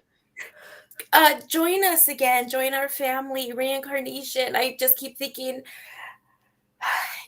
should I be looking for her again? Again. That's a common question I see in this realm. A lot. Mhm. Did you rub her ears a lot? I rubbed every part of her body a lot. Oh my gosh, I don't Okay. My ears are heating up. It's almost like if like let's say you guys are sitting and watching TV, Yeah. as a subconscious Oh, yeah. thing, you would rub her ears through a whole Oh, yeah. movie or something. Oh yeah. Oh yeah. Oh yeah. Okay. And she was deaf probably the last 2 years of her life. Yeah. Okay, that's where the ear thing is starting because my ears are like somebody set them on fire. Yeah. Listen, she didn't like Earth very much. But she loved you. And so if you ask her, she might well come back to you, but I don't know that that's something you want to hold on to That's tightly. fair. I Okay, would that's just fair. maybe think about it every now and again. Yeah. Yeah. So Okay. That's fair. Okay. And I'll just interject, as a Scorpio, it's time with this new era to love yourself first. So I would think that the next animal critter is going to come on that new karmic line where your heart comes first, Okay. kind of a different dynamic. Yes. Yeah. Okay. Okay. Thank you so much. Josie. Thank you. Thank you. I love you guys. Thank you. We love we you. love too. you. Bye, honey. Bye-bye. We're doing a little alliteration here. We went from Josie to Jessica. Jessica, come on down. You're the next contestant. When one pet passes, can they come back? So this is definitely echoing. Her 18-year-old son. Her 8-year-old son had a dog that he saved. He was hit by a car. Then 6 months later, he adopted another dog, same colors, different breed, but the same energy. I think she has this deep feeling. I'll let you fill it in from there. Jessica, hi. Hey, honey. How are you? Hi, how are you? Can you hear us? Oh, great. Okay. It's great to be here. Good, Jessica. Yes. Can you hear me? Yeah. Thank you for coming. And that's a great question. I get it's probably the first question that I get, other than are they okay? And yeah, dogs can reincarnate, squirrels can reincarnate. You just everything can reincarnate, and it can be subtle, or it can hammer you over the head with how much they are like the other animal, when it actually is the spirit of that animal. They just put on a different body and came back, and that's that. So if you give me a second, I can try to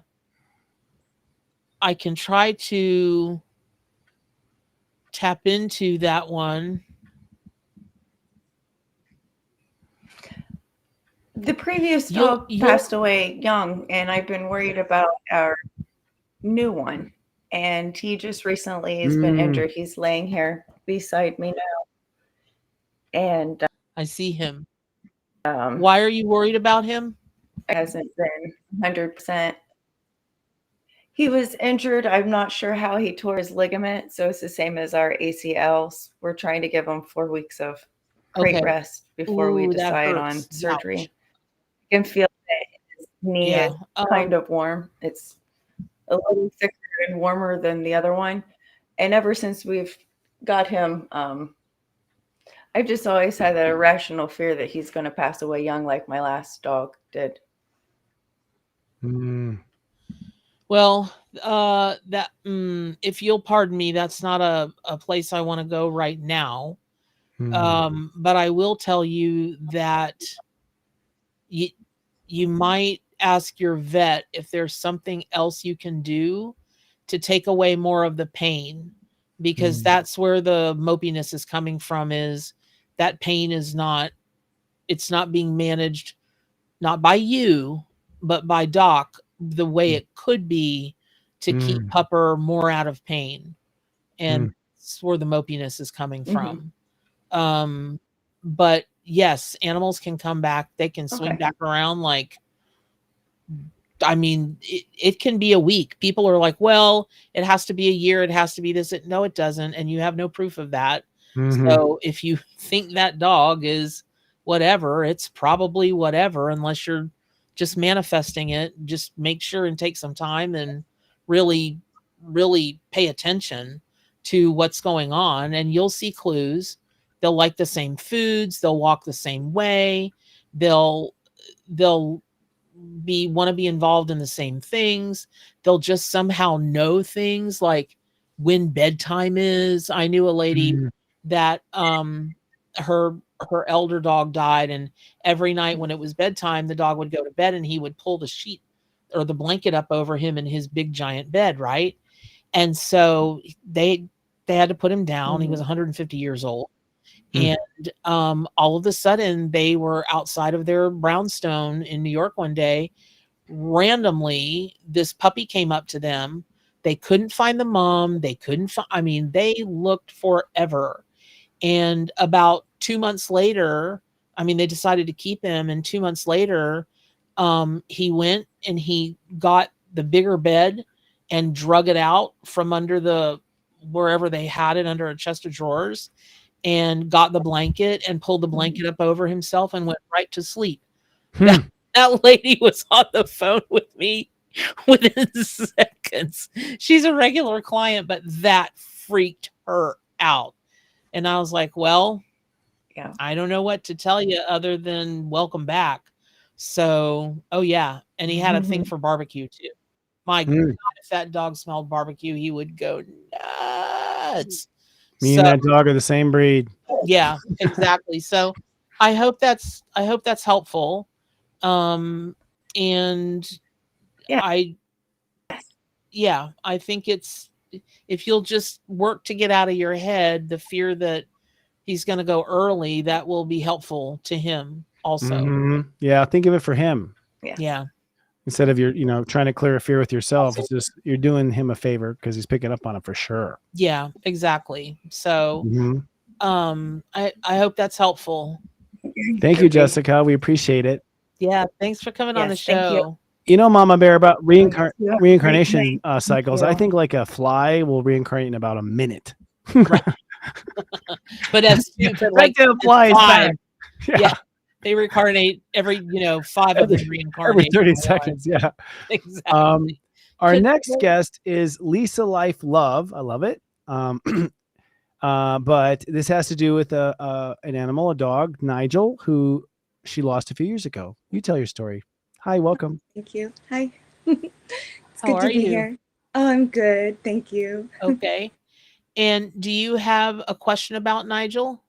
Not really. I just love my boy so much, and I happened to be watching live and heard the message, and so I said, "Oh my God, me! I'll take a reading from Mama Okay. Bear for sure." So, Aw, that's and there very- was a salamander in the bathroom this morning and earlier when you were looking for people who it related to with the lizard kingdom.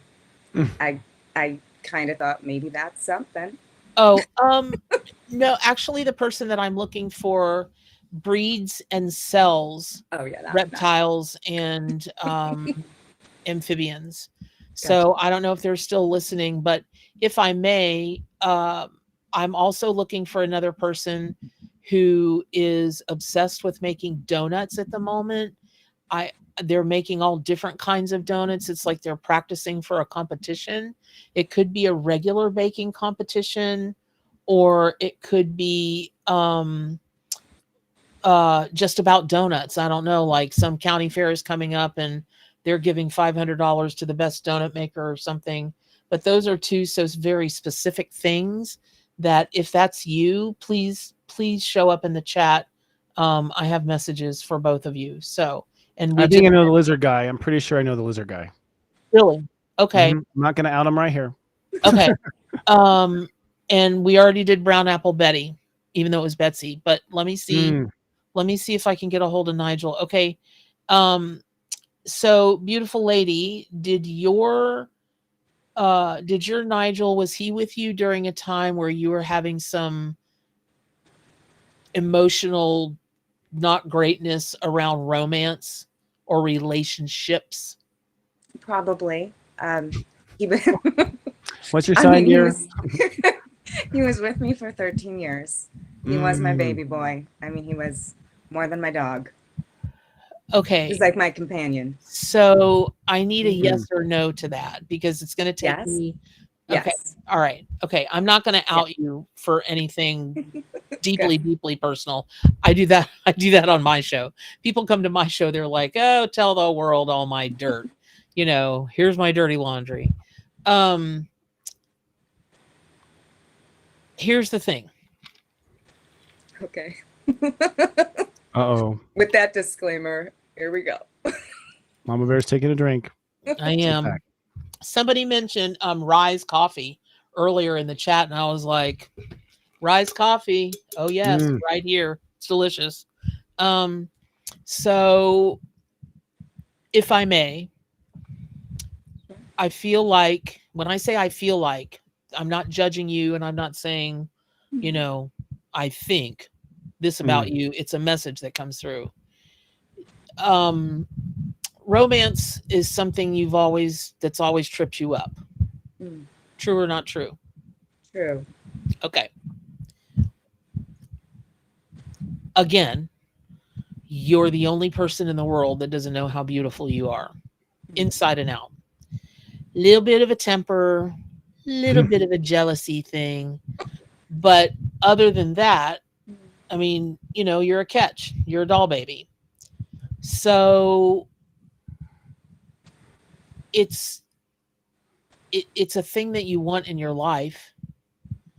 And it's very interesting because Nigel seemed like a real laissez-faire kind of attitude-y, kind of I'll just go along with the show, you know, I'll just go along with everything. But a protector of you, holy guacamole. He was double tough stuff. Even if he was a chihuahua, he was double tough stuff. If he thought somebody was hurting you in any way. Right. And he has not stopped that job on the other side, which, by the way, is highly unusual because I don't see very many animals standing sentry over their owners or their companions' gate once they're on the other side. They're off doing other things because, you know, they're dogs. And you've got a friend on the other side that is looking out for you. And every now and again, you've got a really highly developed sense of smell. Do you understand what I'm talking about? Yeah. Oh yeah. Actually, yeah. 100%. Okay. Every now and again, you smell him. Yeah. He used to smell like Cheetos. It tells you Cheetos right there. I want to know how that is. We'll leave that till another show. But I want to know how your dog smelled like Cheetos. Yeah. That's a great smell, by the way. But wow. Okay, so it's important that you know that when you get a whiff of Cheetos, that really is Nigel. That's how he's coming to you because again, there's something with your sense of smell. Also, have you been through a fire in your home? Even if you were a kid, a teenager, in your parents' home, in your own home? One of my first childhood memories was of a fire, but it was down the road. What does that mean? It wasn't your house. No, it wasn't mine. Okay, but No. but you witnessed of somebody's house on fire. Yeah. And it did not go well, correct? No, but they built a new garage. It was okay, but it scared me.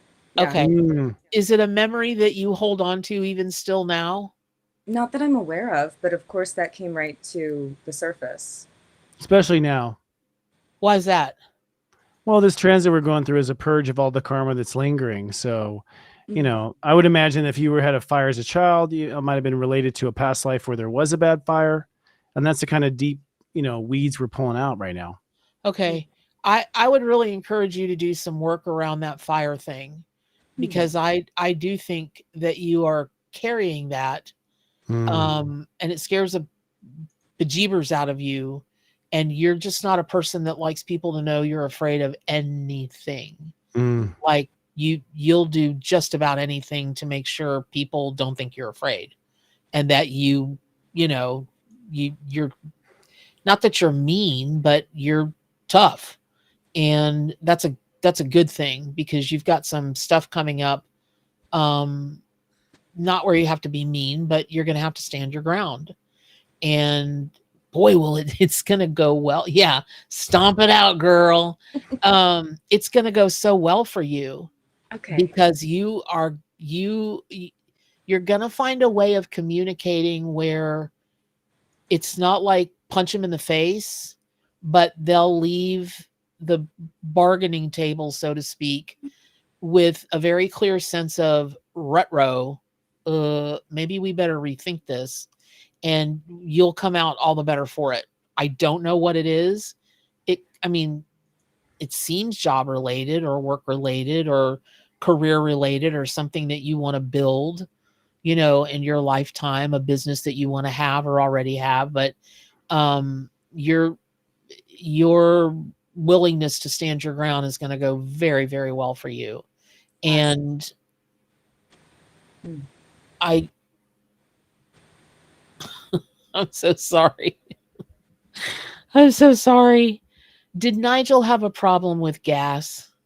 Oh no, I don't think so. I wouldn't out my boy if he did, but not that I know of. Cheeto breath, but not Did gas. It was his feet that smelled. There's his ears and his feet and his belly.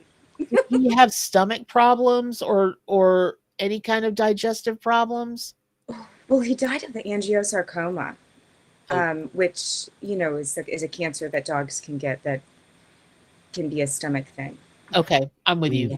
Well, then yes. Okay. Yeah, he's just a good dude. So congratulations. You guys came together at the right minute. And I hope that was very helpful to you. Thank you for coming on the show. Thank you. Thank you for coming. Yeah, thank you so much, Christopher. And Mama Bear, we have one more follow-up here. We actually have gone over time. We've now hit the marathon. Jerry Lewis has less content than us. Okay. But we do think we have a lead on the donut guy. Yeah. Someone in chat named Lise wrote, "I love making donuts." I don't know. If you feel safe passing on the message to Lee, who says, "I love making donuts," then you might want to. We have a lead on the lizard, but we think that's closer to the production team. Oh, okay. So let me give you the donut guy. Let me give you the message. Make the hell out of donuts. If you haven't entered any baking competitions yet, you may not bake anything else. You may not care about baking anything else, but I assure you somewhere, because I watch every baking competition there is, believe me when I tell you, somewhere in this country is a donut baking, frying competition. You should enter it. There's something about how you make them, why you make them, your personality. Maybe even think about learning, if you don't know already, how to decorate them, super fancy, that kind of thing. And do that. I don't know where this is going to lead, but if you end up meeting Gordon Ramsay, I need to get a telephone call and I need to be there. So plus a dozen for both of us. Yeah, at least a dozen. And just keep making them. They're going to do something for you that's really going to change your life and make you so happy. I don't know what this is, but this message came hours and hours ago. I'm sitting here at my desk and I was like, there's a donut. I was like, time to make the donuts. Yes, exactly. Yeah, I know you've changed my life. Now I'm going to have to get a donut. I think a lot of people are bringing up donuts now. You've just changed the caloric content of everyone in the audience. Yay! I love it. It's all part of what you do. Well, Bernadette, we're so grateful to have you here. We are going over, but it's a phenomenal show. We actually like to invite you back sometime. There's people who wanted to come on and ask questions. We kept their emails and their contacts, so we are going to reach out to them for when that happens. Okay. And also, of course, we got to plug your new certification, the Arc Animal Tarot and Oracle deck. Right now, we're handling coupons for you. So if you email seriousjoy.com, that's support@seriousjoy.com, with the hashtag ARC, we're going to set you up with the $100 coupon off. And this will start sometime in mid-October. Yeah. Class starts on the 8th, interestingly enough, October 8th, and wraps up on April 8th. Isn't that crazy? And right between the Leo, right between the North Node and Aries and Libra, and the wrap up of the nodal structure. So you're like wrapped up in a karmic energetic thing. That's really interesting. Ooh, a good karmic energetic thing. Of course. Yeah. Yay. No, always I'm gonna good. teach my face off in this class. So well, I'll tell you after class, but like it's lined up to where during that time, people will discover new talent in themselves. So you've lined your class up perfectly. Yay. I'm glad. Nothing is better than watching people get to that next level and get that confidence that they've been lacking. And that's, that and taking care of the animals is why I do what I do. So yay, yay, yay. Thank you for that. I appreciate it. Well, thank you for having me on the show. It's always such a pleasure and such an honor.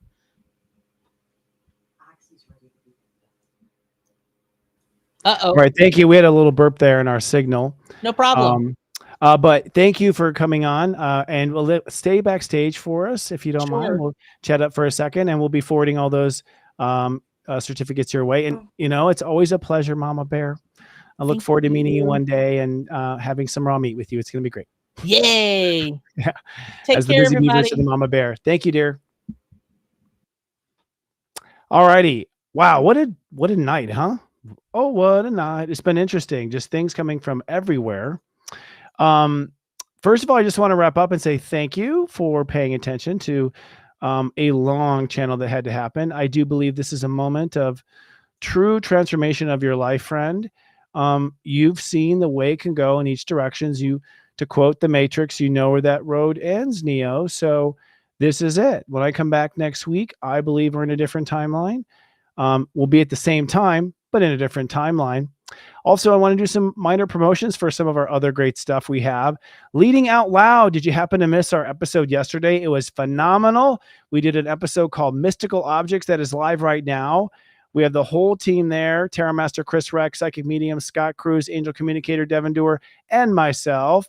And we are now live at a new time, which is Thursdays at 1 p.m. Pacific, 10 a.m. 1 p.m. Eastern, 10 a.m. Pacific. And we are going to be, of course, on this week as well. It's going to be a great episode. I won't give a spoiler because we like to find the juicy ones and bring them forward. But check out this last one, man. We just found our synergy and we're all psychically tuning into some great stuff. And the objects piece was really interesting. Reading a mystical object. Can you read? Get a reading from a watch, that kind of thing. Now free to the public. You've probably heard about it. We have daily download with Heather Exposito. This is our first investment into the entire general public on our website. Of course, we've been investing here for 18 years at Namaste Today Live. It was used to call it something else called Soul Horoscopes, but still, we're now expanding. And Heather is presenting a very short and sweet 3 minutes of what the day will be like, what to expect. And of course, that 3 minutes is everything you need to go. So if you are spiritual on the go, this is our best foot forward. And Heather is just a delight to listen to, unlike myself. Also, our town hall TV shows this week. Self-Study Hall with Robbie Hunt goes live. Her topic is the beautiful misunderstood energy of Virgo. So she's making a major investment in Virgo, and they deserve it. I already said in the horoscope they're going to go far. I'm super excited. But she's going to tell you why astrologically. This is our once-a-month astrological class, if you will. We pick up an interesting topic that other people aren't talking about, other apps aren't talking about, and Robbie's going to dive deep. That's live at Wednesday, September 18th at 1 p.m. Eastern, 10 a.m. Pacific, exclusively at SeriousJoy.com. Once you're at SeriousJoy.com, click Edutainment and Live Theater. It'll be stored live in that theater. And the Mega Monthly Per Sign Monthly Forecast is live right now. If you haven't caught it yet, it is the Mega Zodiac Monthlies. I've changed the way I focus now. I used to do by the calendar month for 18 years. Yeah, I break habits easy. Now I'm doing it just by the astrological sign. So right now, check it out. We have the Virgo Mega Monthlies. This has been a huge change this month. So it's a Mega Monthly, a Zodiac Monthly for all 12 signs talking about Virgo. And I get a little deeper. FYI, Libra's just around the corner. I've already started recording them. And sharing is caring. The best thing we can ask for is that you just share us with your friends and family, especially our new SeriousJoy.com site where you can get whatever the step date is, whatever the zodiac weather is, whatever the current transit is, and what step time it is right now. Once you start living your life by the steps, things start to magically unfold. But please share what we do, particularly our horoscopes that come out on Tuesdays, which is a labor of love with our director, Adam. We're grateful for him too. Also, we have a Facebook club that is a place where you can come hang out. It is heavily policed by spiritual knights of shining armor across the world, keeping the trolls out and the people who are trying to get your money from you for no good reason. But it's a great place to post your spiritual legitimate business and network with other light workers right now. If you want to follow me anywhere on the internet, you can follow me at seriousjoy.social. The entire link tree is there at seriousjoy.social, including also some interviews that I've been in, and we'll be expanding that as well, just as some things that did you know about us. And then lastly, if you'd rather listen instead of watch, the Namaste Today podcast is available in audio format, Spotify, Stitcher, and Apple Podcasts. Just search for Namaste Today Live. I want to do special thanks to our producer, Diane DeStefano. She went above and beyond tonight with us putting this together. Graphics casting and our chat moderation, Nina Kay's in the house. Our Galactic Grand Master Director, Adam Turner, is reliable as always. Thank you, Adam. And our teaching staff back at the mothership, Robbie Hunt, Kristen Ryder, Devin Dewar, Joe Zammett, Gwen English, Daiki Okamoto, and of course, the Heather Exposito. And special thanks to our super friends, especially Margot, who came on camera, Jill Louise, Princess Coffee Bean, Lori Ship, Nikki Anderson, Libran Lauren, Experimental Elemental, Erica, Michelle Camper, Michelle Bell, Kat Ryder, my soul brother, Dale Blankenship. I saw you soon. Let's have lunch soon, dude.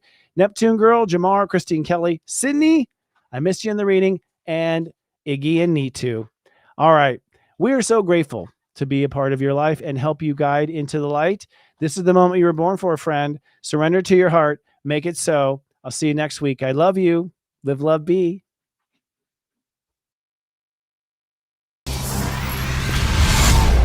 It's serious joy, joy, joy.